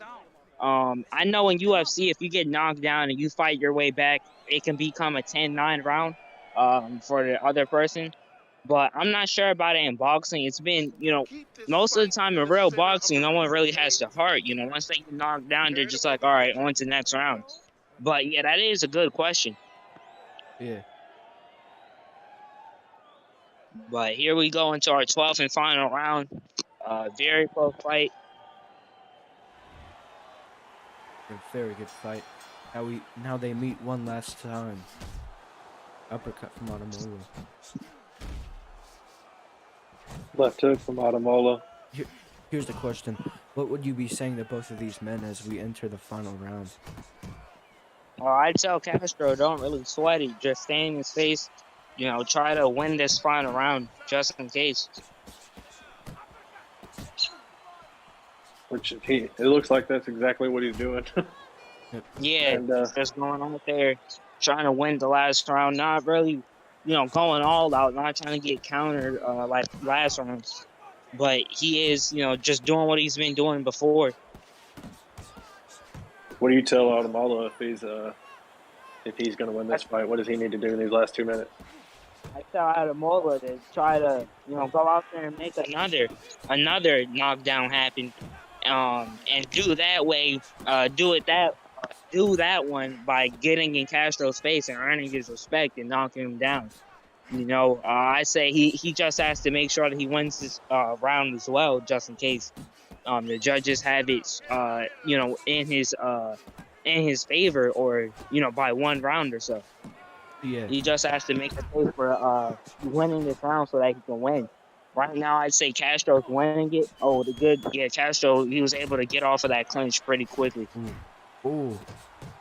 Castro attacking the body. The Oh, referee Not with gonna the deal best with seat in the house right now. The referee's got an awesome seat here. big shots. Oh yeah, he does. Big Oh, shots Yeah, for big Castro. shots for Castro. And yeah, here comes the clinch. The clinch. As soon Castro as it working gets the good, body. there's a clinch. Yeah, it's just like the buffering on our legal boxing screen. Oh, That is the Castro gonna fight. pick up and oh, Babatunde with the taunt. That is the fight, ladies and gentlemen. Marcus Castro and Babatunde Ademola go the distance. Who do I send my scorecards into? Yeah, send it to me on Discord. Okay.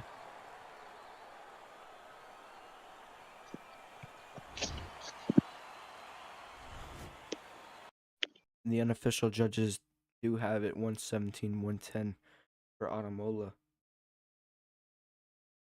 Both men fought their fight, man, and both men were stubborn about it. Here are the punch Um, stats. Castro landed he landed a whole 79 more punches than Ademola.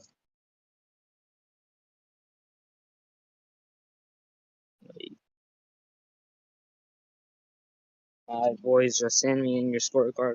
Alright, I'm sending him in my card. Alright.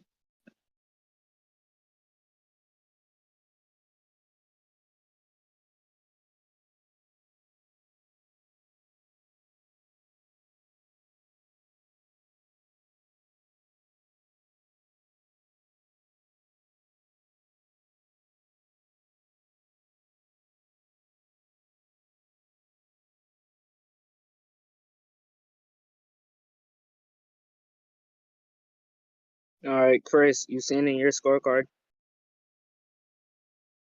oh, I didn't even judge. I was just commentating. I thought Nang judged. Alright, I'll hit up Nate. Alright,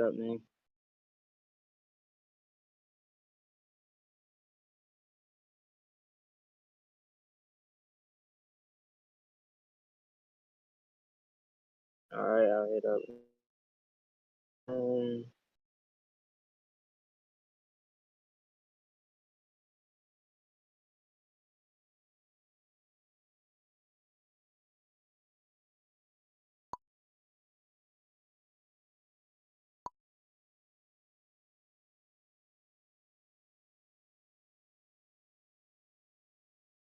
Yeah, I just wanted to watch the fight as a fan, man, because I'm a Yeah. fan of No, both guys. I'm pretty sure you even threw a hint in there. A hint in there. I just didn't catch it during the fight.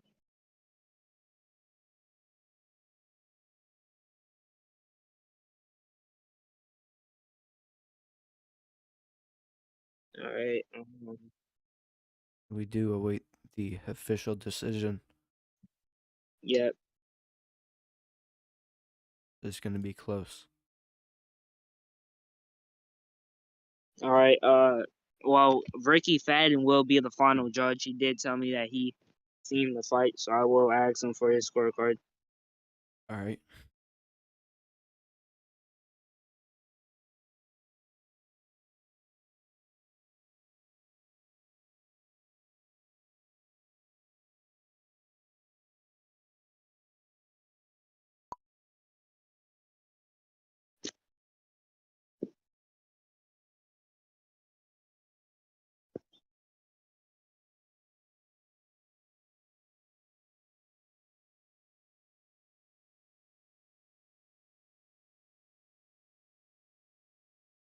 All right. So after 12 rounds of boxing, we have a split decision. Judge 1 scores the contest 115-112 Castro. Judge 2 scores the contest 115-112 Ademola. And Judge 3 scores the contest 115-113 for your winner by split decision and new WBA regular champion of the SFC, Babatunde, the 1-2 King Ademola. Great fight by Ademola. He did what he needed to do to win, and yeah, he truly did a good job in there.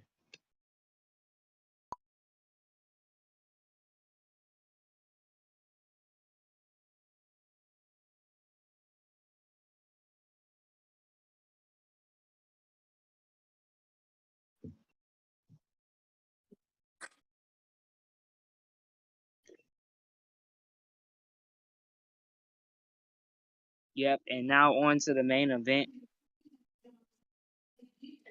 You know, Tunde he made it tough on Castro, man, with all the clinching and stuff.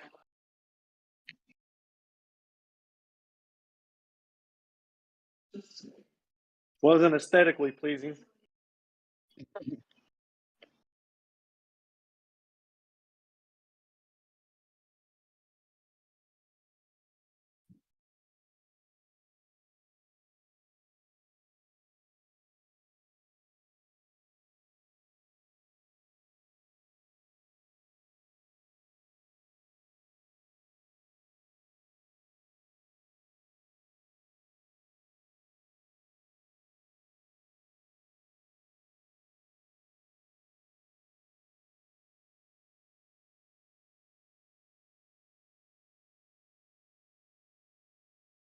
Swear.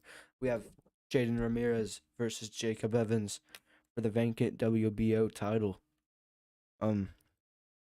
Last time out, Jacob Evans drew with Ricky Fatton.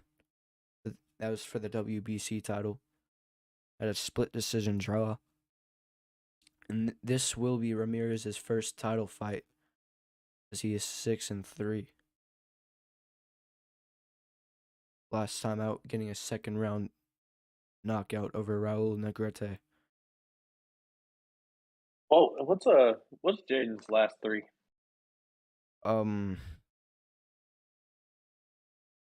Last was a KO win, split decision loss, split decision win.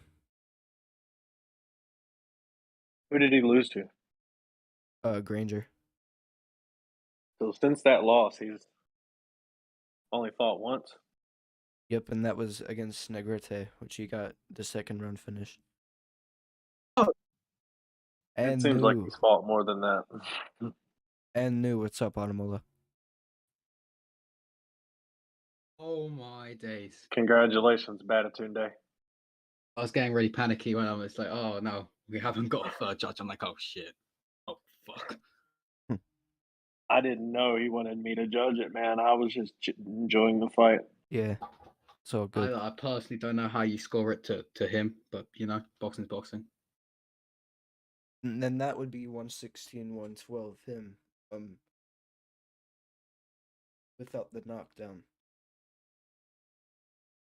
Explain all the clinching. Yeah, we did see a so of Flores, you act like you don't know. Yes. Flores, why don't you explain the clinching? Alright, so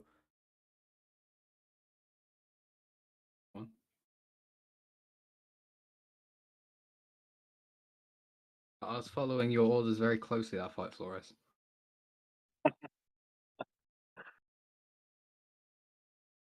in the pre-recording, I was cornering Ademola, and I was telling him clinch, but I didn't expect that much clinching. I clinched every time I heard the word out your mouth, man. I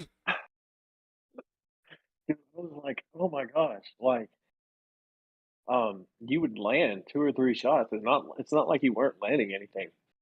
But as soon as you landed because something, do you know like afterwards. the delay between a Twitch stream and like when you're actually playing it? Yeah, Yeah. like I told you to. I was going like You clinch, told me to clinch, clinch it clinch. like when I was getting low, but didn't realize I kind of pieced them up a little bit. Well, not pieced them up.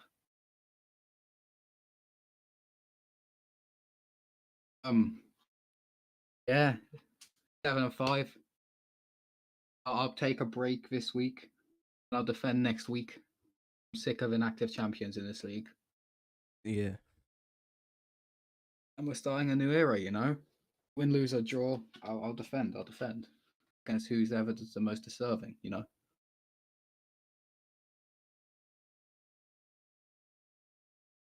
Who is the #1 contender after today? I guess we're gonna have to wait for I'll all have the a look at cards the to shake rankings. out, huh?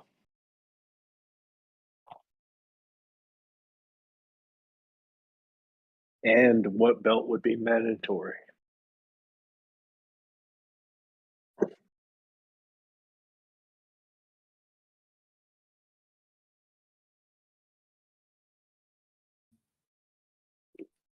Isn't the IBF the most strict with mandatories and stuff? Yeah.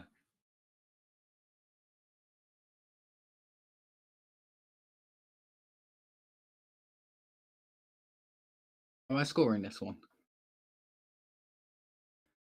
You want to? No, or not?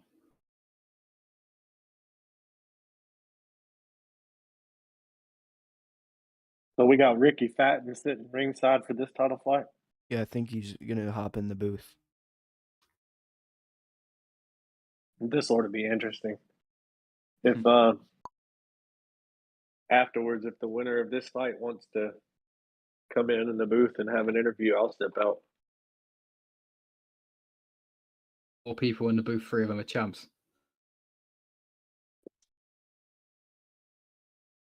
Yep, and of course we have the champ who whipped me running the booth. Oh, sorry there. Couldn't hear you properly. How you doing? Pretty good. What's up, Fatton? Nice to meet you, man. Yeah, you too, man. You too. That was a good fight, wasn't it? Yep. Thank you for scoring it correctly, Fern. Well, I just I was watching it and I saw obviously he was saying about Nang, so I just quickly sent Rax a message saying if you can't get on at Nang, that's because I always score it anyway. Like every fight I watch, I always score. Enough. What I will say is that, and this is me being brutally honest, Yeah. is that in my eyes, you were lucky to win some of the rounds you did. Because I almost wanted to punish her for clinching too much, but I didn't. Yeah, basically, the clinching was kind of like a problem with the delay between a Twitch stream and like people seeing it, because when I was going low, I was being told to clinch, but when I hear clinch, it's like 20 seconds later, so it was quite hard to like want to do that. Yeah. I mean, I get why you did it, and like it was a good tactic and it worked, but it's like what FNC can't do, which is fair enough, it's a game, is in real life, if you're clinching that much, then you're going to get warnings and shit, you know what I mean? Yeah. So, sorry, I don't know if you're allowed to swear like on here, but I've sworn a few times this card, it's fine. fuck it. But no, it was good. Like it was good. I'll be honest with you. I expected Castro to beat you. Yeah, most people But did. that's probably one of the best sort of performances I've seen from you. You did quite good body work in there. And props to Castro because he has a nice style to watch. I like, you know how I fight. I like come forward fighters. I usually prefer them. And he did quite well as well. It was a close fight. I mean, my card was I think it was 115, 113 for you. And to be honest with you, there was a couple of rounds I could have given the other way. It was close. But the thing is, how I saw it is that there was a lot of close. Well, there was a fair few close rounds, but the rounds Castro won, that right, he definitely won. right? Yeah. So the rounds he won, I gave him. He was pretty dominant in those rounds. Yeah. Whereas you won more rounds, but you edged them, if you get what I mean. I get what you mean. So I could. I mean, there was some Except for rounds the you round that he dominated. knocked him down. He did do Yeah, it. He did there was do a some. knockdown. Yeah, there was some rounds that you dominated, but what I mean is that the rounds that I gave, or maybe the general public gave to Castro, are almost irrefutable, right? They're not irrefutable, but you know what I mean. He won them big. Whereas a lot of the rounds, I could see how people would score it to him maybe by a round or so, because some of those rounds were really tight. And in the end, it came down really to the knockdown that got you like on my card. I mean, yeah, like I said, a couple of rounds that I thought, yeah, you just looked a bit slicker in there. You landed. He was coming forward, you know, but you landed a few more counter shots. And what it's quite hard to do on the game, where it's different in real life, what sort of judges have to try and judges in this league have to try and appreciate, is that on the game, unless you're playing it, it's very hard to tell if the power shot is thrown or not. So the game knows that, let's say I've thrown a power straight, so that's like a big shot to land, yeah? Where in real life, you land a big shot, you can tell in the round. Whereas on the game, if you're not playing it, you don't know if it's a power shot or you're not on the receiving end. So it just looks like a normal shot. So that's how I can see sometimes how the FNC judges and the SFC judges can be quite a big discrepancy, because the FNC, the game knows that you've landed massive power shots, but you know, unless you really know what you're looking for, normal people judging SFC judges can't really tell.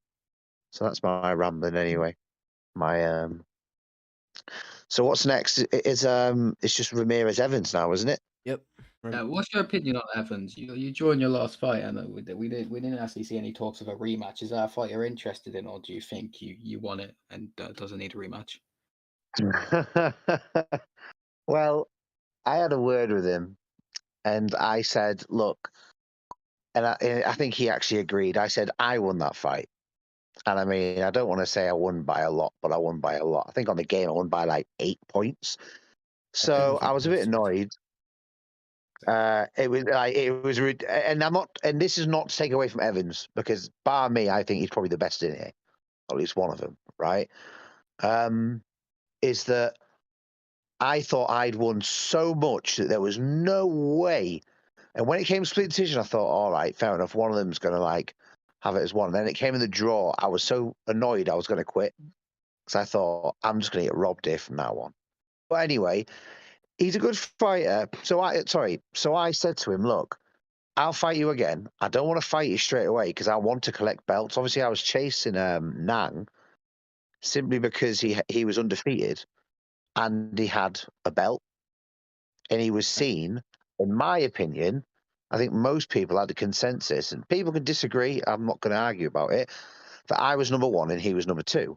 Some people might have thought it the other way around. He was number one, I was number two. So I wanted him next. And then I was going to say, right, I'll collect a lot of the belts, and then I'll fight Evans again, either when I'm undisputed, so give him the first shot at undisputed, or if he wins another belt in the meantime, he can definitely get his rematch. Because from the start, and I'll say this openly honest to the whole league, I just want the belts. As soon as I have won every belt, I will give every single person a shot at undisputed if they want it. And if they don't, I will straight away vacate them all, so everyone else can win them. I just want to hold it once, and that's it. And then I will literally vacate and only fight people if they call me out. Okay. So basically, long story short, sorry, I'm trying to keep talking. That's so fine. while we're waiting for the next fight to start, so there's not an awkward silence. I'm good at filling in silences. What belts you have now? Pardon? What belts you have now? So I have the WBC and the WBA regular.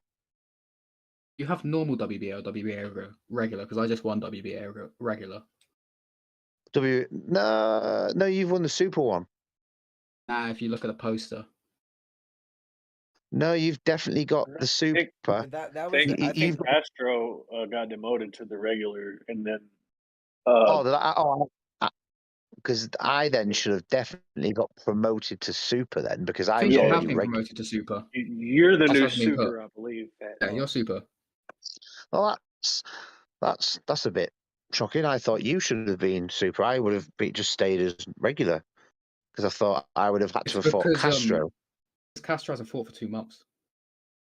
Oh yeah, I was meant to fight Castro. I don't know if you know that. He was meant to be my next fight. I wanted to fight Castro months ago as well. Yeah, he's meant to be my next fight. Calling someone a banned word. Yeah, I didn't know why he got banned. I just because I don't really, as you see, I'm not in the chat that much. I just sort of when I get mentioned, I come in, but because I can't keep on touch. I'm an old, not an old man. I'm not that old, God, but I don't get because there's like 5 different conversations going on in Discord, and then like 10 more in Gilded. So I just think I'm not even going to bother because otherwise my phone's like ping, ping, ping, ping, ping. So, but yeah, I was supposed to fight Castro.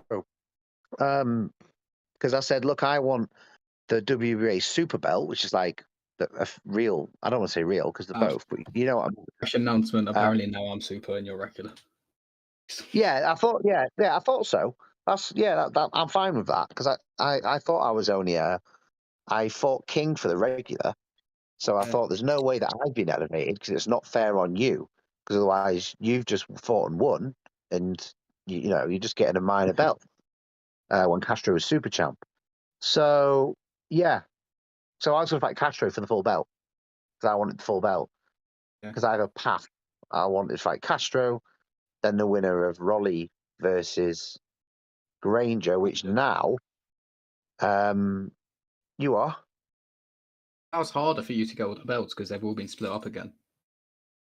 Yeah, exactly. That's why I wanted Alex then because he had the other belts. It would be easy to fight Alexis because then I've got 2 of the belts and then I only had 2 other champs. And now you need another 4 fights to get them, don't you? Well, unless the other 2 people unify. There's an idea. So, I had in a big an rant ideal against world, unification like 2 hours ago. if you not that you are, but if you're asking my ideal map road to Undisputed, right? I want to fight next now because Babatunde's just won.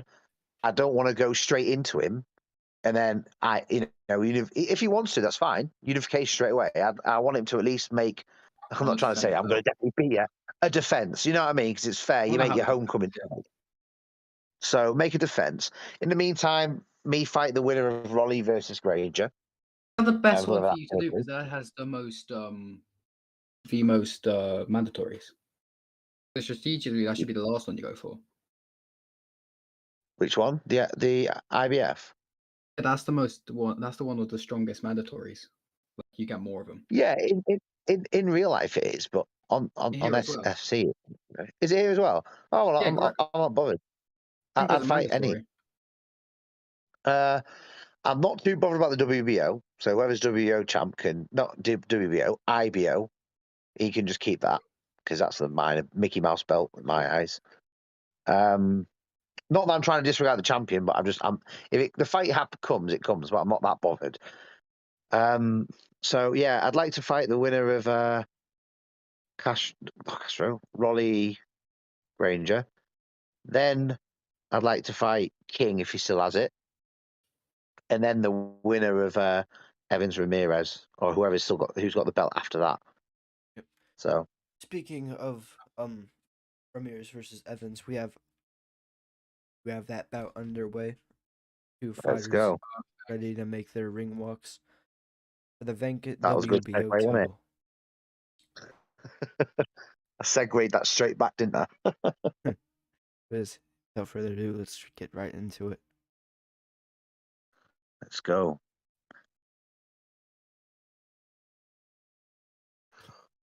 Does anyone know what the records are for the top of the Reds? Evans is 2-0-1, right? Yeah, Evans is 2-0-1. Ramirez is 6-3. lost Yeah. for both. Oh, Lost. yeah, so he's still undefeated, isn't he? Yeah, he'll still be undefeated. I think I lost unanimous to Evans and split to Ramirez. Yeah. It I touched think I close. fought Ramirez in my, I think it was my third fight, maybe? Second fight? That was a good fight. Yeah, I quite like Ramirez. Here we go. Round one of the staring contest. Not sure what's going on here. All right, here we go. We have some. Oh. And we've ended the Matrix, guys. We're doing a time jump. Yep. Not sure. I keep thinking that Evans' character looks like Handsome Squidward. I can see that. I can see that. Ramirez has like the Dominic Cruz style of moving around. You know what I'm talking about? Ramirez is going to win this fight purely because of the uniform he has on. Yes. Because if you wear something like that, then if you don't win, you look like an absolute bitch. I agree. I did wear all gold against Ramirez and lose, so that's a bit of a problem. So we've got Ramirez with the cross block here. So Evans is going to have to go in with uppercuts here to get through that, and he does a nice backhanded uppercut into a couple of hooks there. Very nice. Ramirez, though, with the sharp sort of fast combinations. He's doing a bit of an ambush style here, Ramirez. But the thing about Evans you've got to look out for is he's very sneaky with his combinations.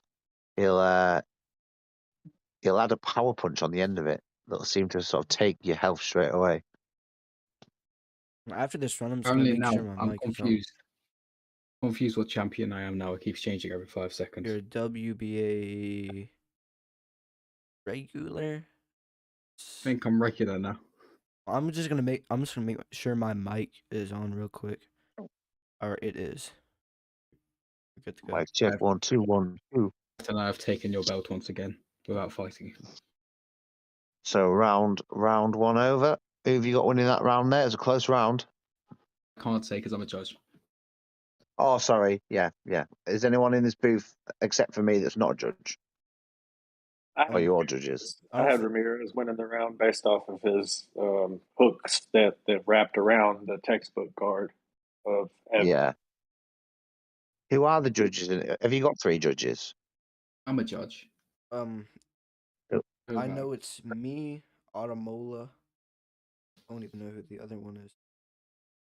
That's all right then. As long as because I've not really judged it. That's why I was panicking. If you needed me, I was like, oh, I didn't really. You can be a third judge. Yes. No, I've Nang or someone else because I didn't really watch the last round closely enough to do it fairly. Either I'm just watching it like a fan. You know, Yeah, just that's it. enjoying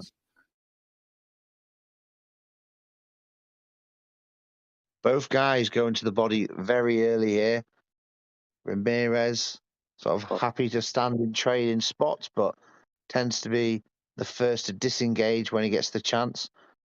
Evans sort of walking forward. Oh, landed the big straight there. Nice hook, slip through that guard.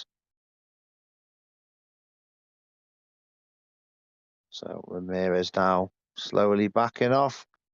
Evans just chased. Oh, nice left hook into a straight there. And Ramirez goes for the return, but blocked by Evans. That textbook block. Got tight, turtle-like defense there. Combination Ramirez. Ramirez steps out with a jab just to maintain distance. He goes for the left hook straight, but that pump block. Oh, huge. Last combination from Evans, but Ramirez returns fire. Now Ramirez backing off again. It's Evans invests to the body. This is the right time to do it at the start of the fight.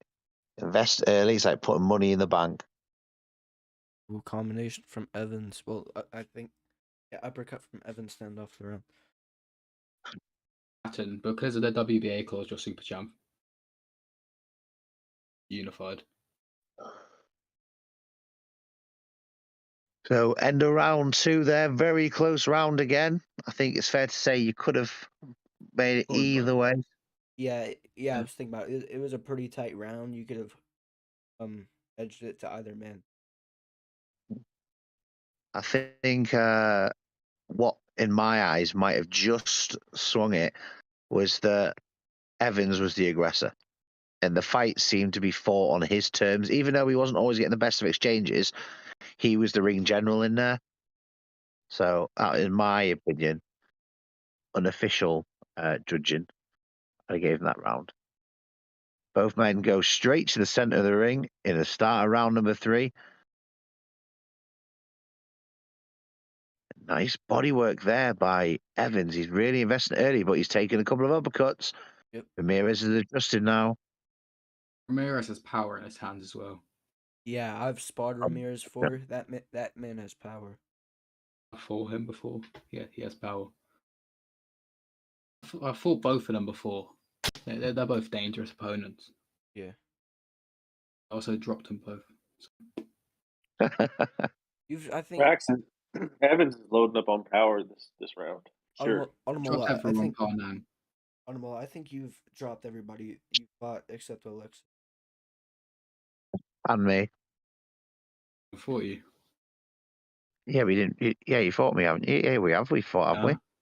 I don't fought in Oh yeah, we fought in thingy. Yeah. Well, let's make it happen. No, I'm joking.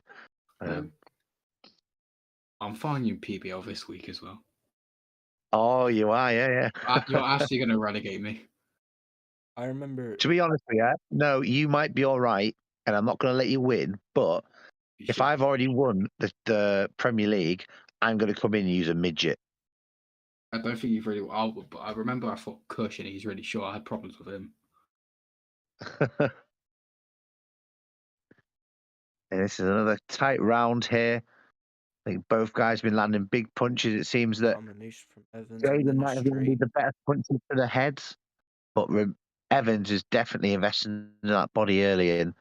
Although it doesn't seem to be taking too much of an effect here because, you know, the pace is it's not a very frenetic pace. It's quite slow. Ramirez is able to recover and get his breath back. So he's not, you know, draining stamina. I do like that Evans is the more aggressive fighter. Yeah. Back in the corner. Maybe. I do think that round did go to Ramirez. There, I think it was close, but all of them have gone to Ramirez. I had it 2-1 to Evans there, but they were all close. I could see how you could have it 2-1 the other way, or even 3-0. Yeah, those first 2 rounds, those were swing rounds. So you could have given it to either Ramirez or Evans.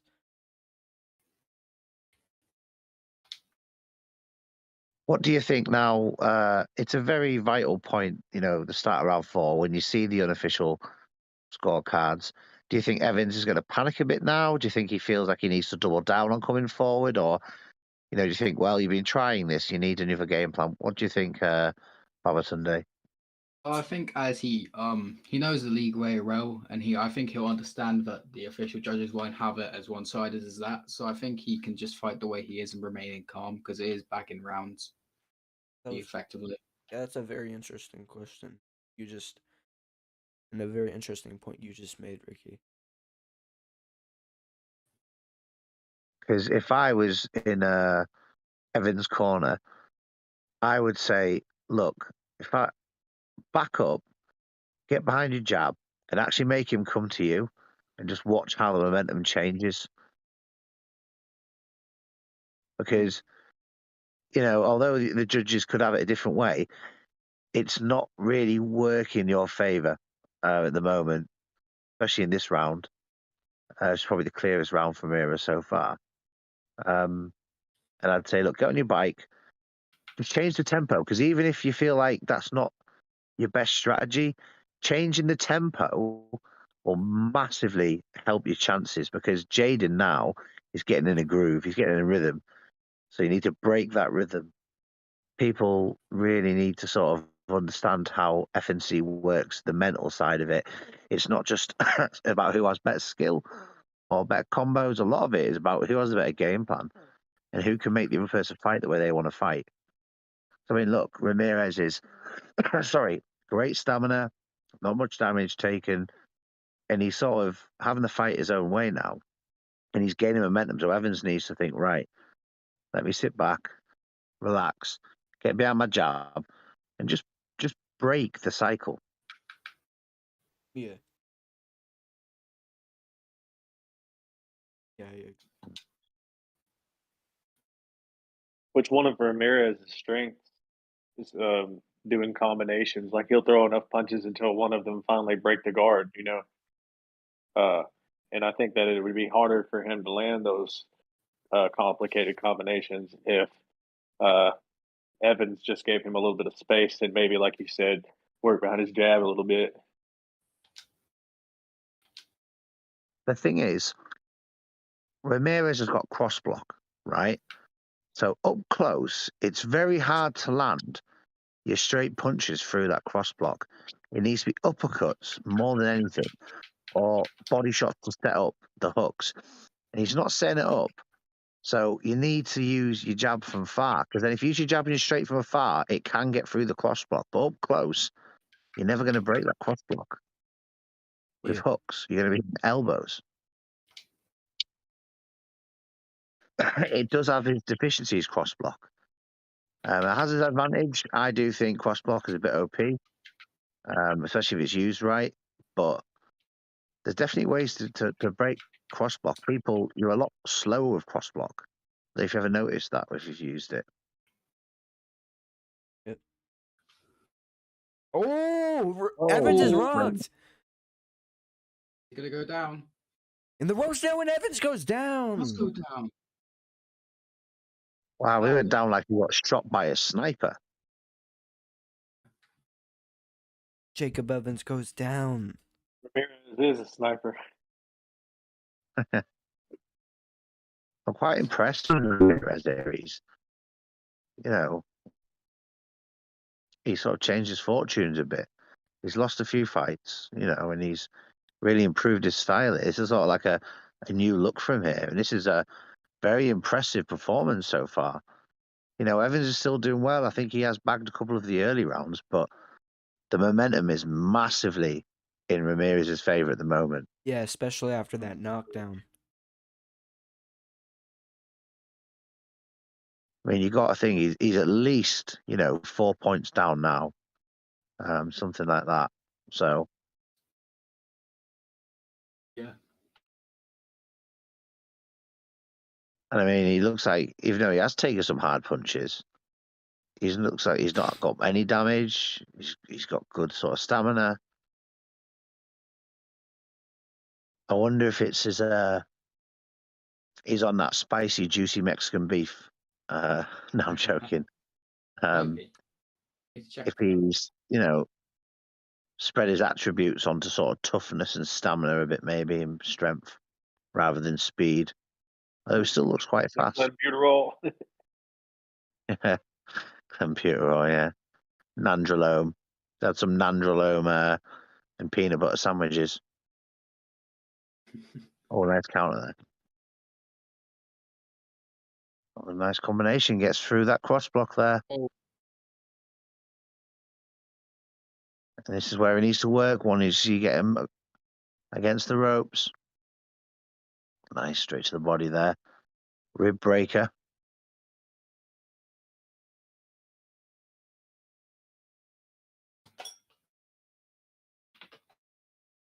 Regardless how this fight goes, all the fights have made a new champion today.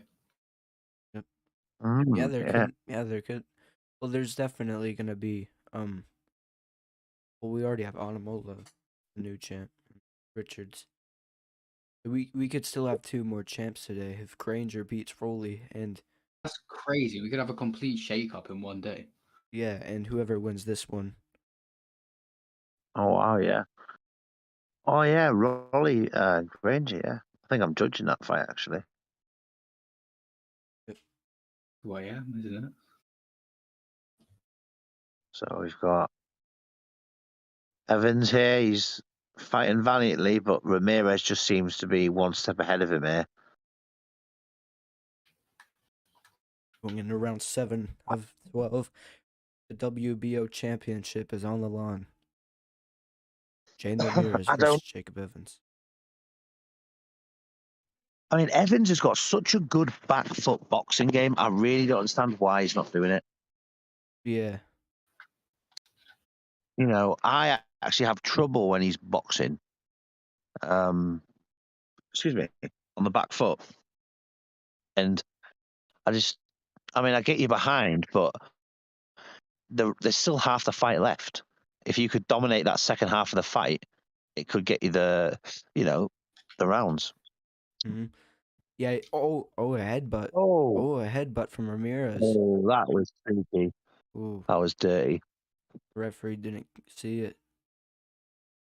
Referee's blind. Do you notice sometimes in this arena, if you have the crowd on loud, you can hear them saying "God Save the Queen"? Really? No. I swear. I never knew that.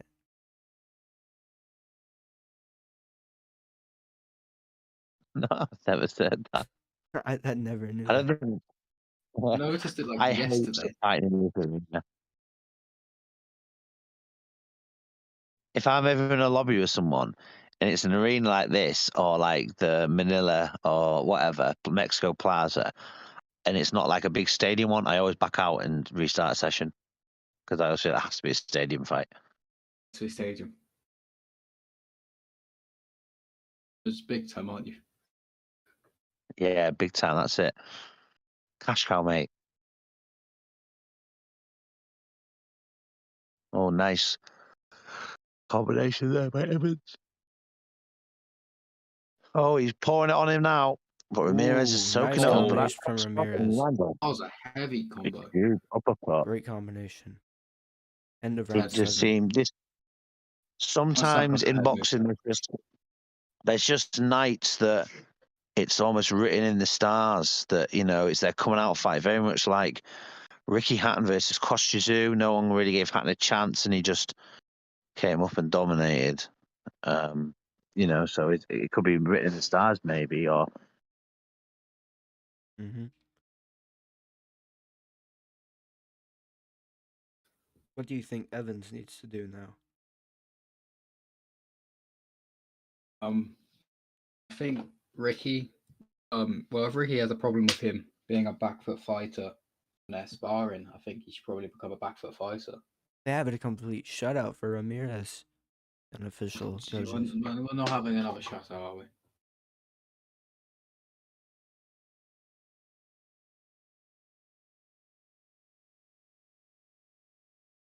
$70-62. Clean sweep on the unofficial. The first. One of the only times I haven't agreed with the FNC judges today.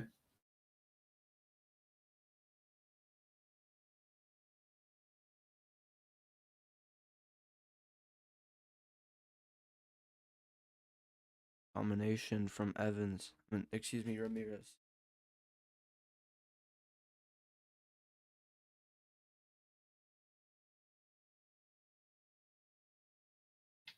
Evans trying to get those shots off. Ramirez gets caught a bit. Ooh, good hook. Nice body counter from Ramirez. You think you get worried when you get dropped like this early in a title fight? Getting dropped in a title fight early on. If I do so, I don't really worry about it. I just take the 8 count, just relax, chill, and then go back to work next round. Enough. Oh, nice combination with the hooks from Ramirez. The first person in FC to beat Castro. Hold on, I just realised this.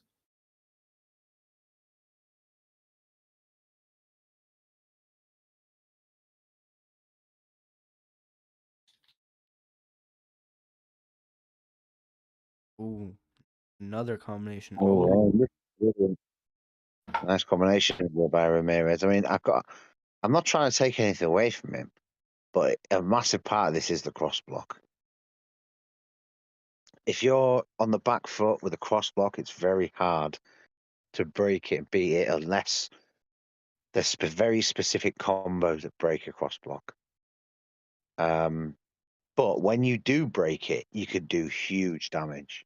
But yeah, there's only very specific combos that Like, if break you know how cross to block. deal with it, there's a huge benefit for you, but if not, it's very hard to Yeah. crack.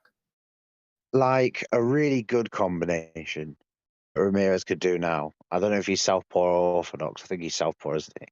So it'd be right body uppercut into a straight, power straight. And we're That going- all. I'm not sure what's going on here. They're having another dip in the I wonder matrix. if Evans, he's sort of done this to me before, where he's like sort of let me knock him out because he didn't think he could win. So maybe that It's might be real, happening. I don't know. Yeah, I'm not really sure what's going on. Evan's just standing standing still. I respect Ramirez for waiting for him to get back if there is a problem. Oh, definitely. I am. Oh no, yeah. I guess we're back. I guess we're back. I wonder if it's like I don't know how much boxing historians you are, but it reminded me there a bit of like Oliver McCall versus Lennox Lewis, where Evans is having some sort of mental breakdown in the ring. Oh, yeah. I remember, but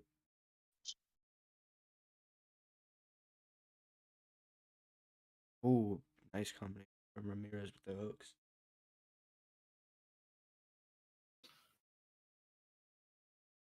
Ooh. Ooh, nice straight.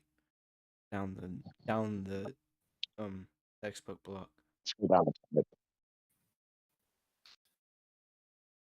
Ooh. Beautiful Nice hook. side step left hook there. Oh my god, he's landing at will here. Evans is coming forward, but he's getting tagged hard. Yep.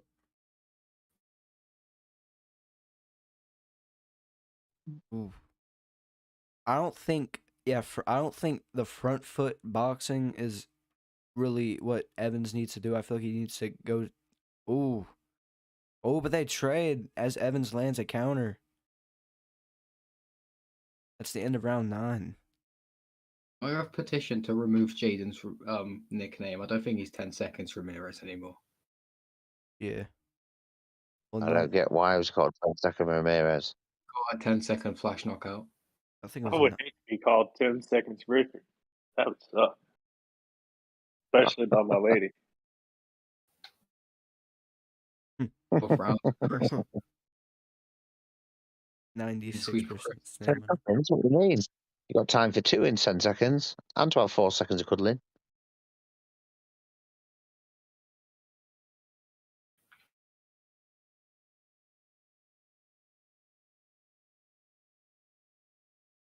When they trade. Standing in the center of the ring. Counter. Ooh. Tries to step back.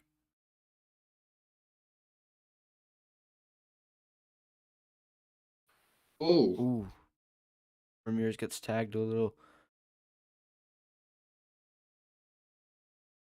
You see how much power that Evans has in his hands every time he lands. Yep. And they trade. Ooh, counter from Evans. Things are heating up in the 10th round. Both men are just trading here. Ooh. Blazing combination from Jayden Ramirez. Ooh.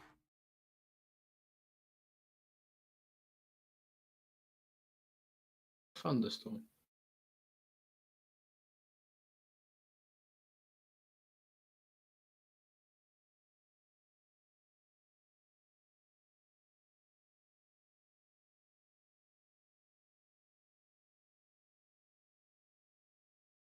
I think minus the first 3 rounds, this is one of Evans' best rounds. Oh, Saying that he's just standing still and getting beaten up. So Yeah. I'm gonna see if there's commentary.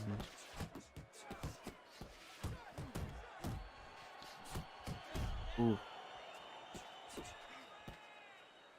25 seconds remain in the 10th.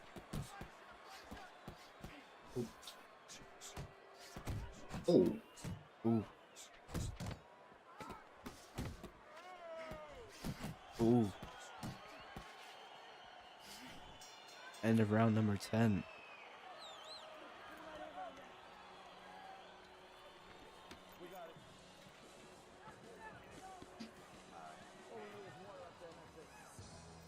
we're entering the championship rounds now.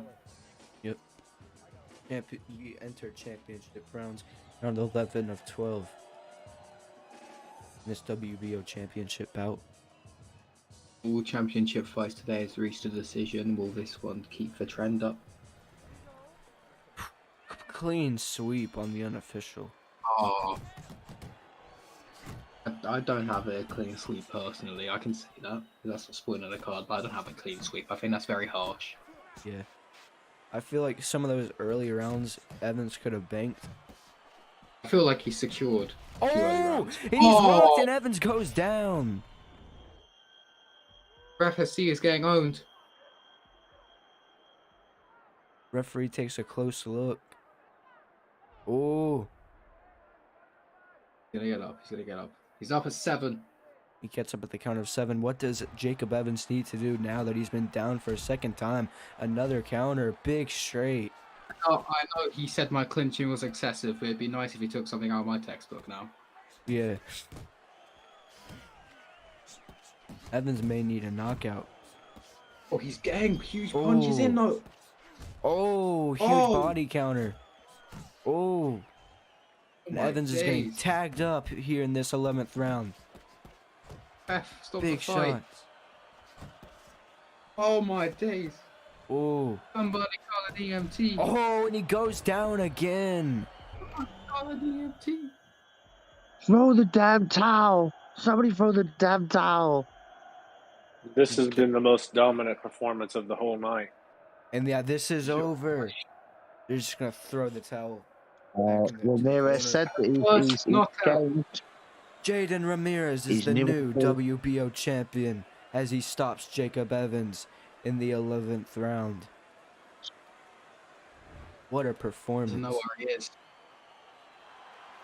Yeah, that was a top tier performance there. And Evans is corner sitting him up on the stool, making sure he's good. The doctor's looking at him. JAYDEN Ramirez has performed a masterclass. Jacob Evans thinks he's in Australia for the Haney fight right now. Hear the punch stats.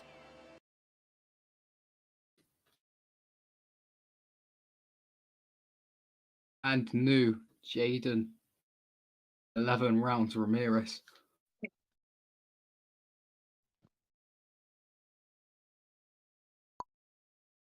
Oh, interesting.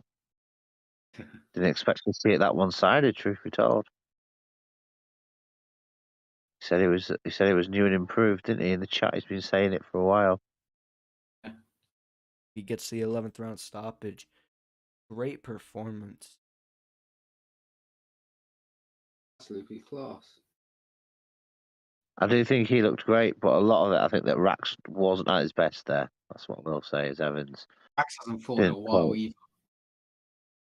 His last fight I think was he wasn't really. Yeah, fight. That was a bit back.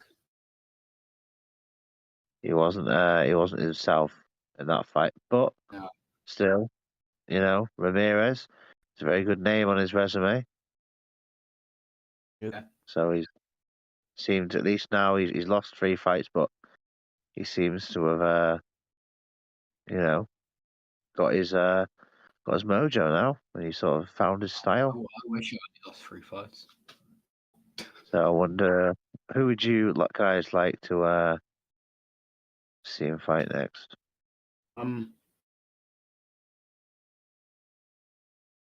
The rankings are going to be really weird now because all of the top 5 guys champions. So once we see the rankings will be able to tell.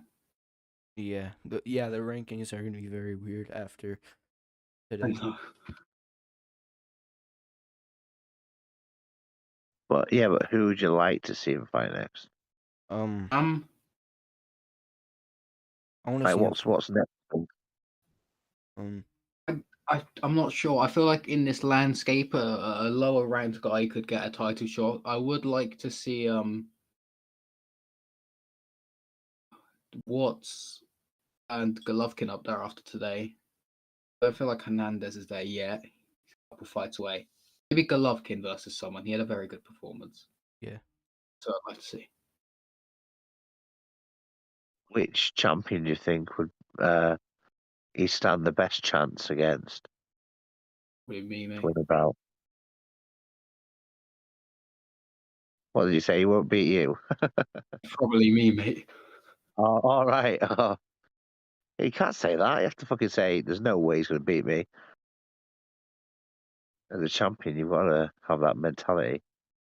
That's how you lull someone into thinking it's an easy fight, Ricky. Yeah. I don't think I didn't get to watch that Golovkin fight, so I'm a bit disappointed. But I think the biggest reaction of the night is when Golovkin got dropped because he was like he got Ward in the corner and just started fucking throwing shots from every angle, and then one straight came through and just flattened Golovkin, but then he won very comfortably after that. Yeah. Wow, that's the thing with flash knockdowns. So they can come from nowhere. There's nothing worse Two than one punch. knockdowns today has come from straights. Yeah. Well, it's the easiest punch to land, really. That's very true. Yep. So I guess before we conclude, let's go over our fight card. Let's just review the results. First up, we had our Before the Bell. Dayton Bell versus Sean Payton. Dayton Bell scored the knockout victory, and then Fraser Hernandez versus DJ Mikey. Fraser Hernandez scored the knockout. Then moving into our undercards, Gennady Golovkin got the majority decision victory over Chris Ward. Me versus Watts. We don't talk about that one. He won by unanimous decision. 96-93 unanimous decision. Then we had Lewis White versus Chris Richards. Just a very dominant performance from Chris Richards. He gets the 120-107 unanimous decision victory, becoming the new IBO champion. And then we had Marcus Castro versus Babatunde Ademola with the split decision victory. Very, very good fight. All three scorecards read 115-112.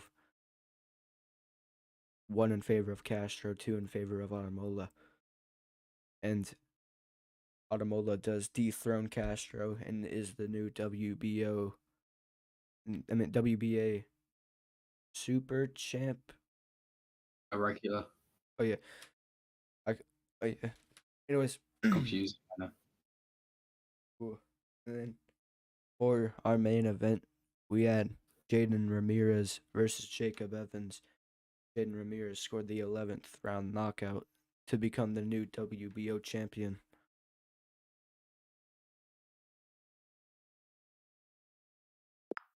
Very good fight card. Yeah, I was about to say. Class. Gosh. Very good fight card. Thank you guys for tuning in. And before we leave off, do you guys want to say anything else? Congrats to everyone who won today. Congrats to Richards. He's in the booth with us. A very, very dominant win. Congrats to Ramirez. Deserved it a lot. And congrats to Castro for squeezing a split decision. Yep, of course, Ademola coming on top with the win to become the new WBA. Regular WBO. The new WBA regular champion. I'd like to thank this guy called Josh Flores. He cornered me to do something that he couldn't. Yep. Anyways, this has been Noob Crew Boxing with our title Triple Header.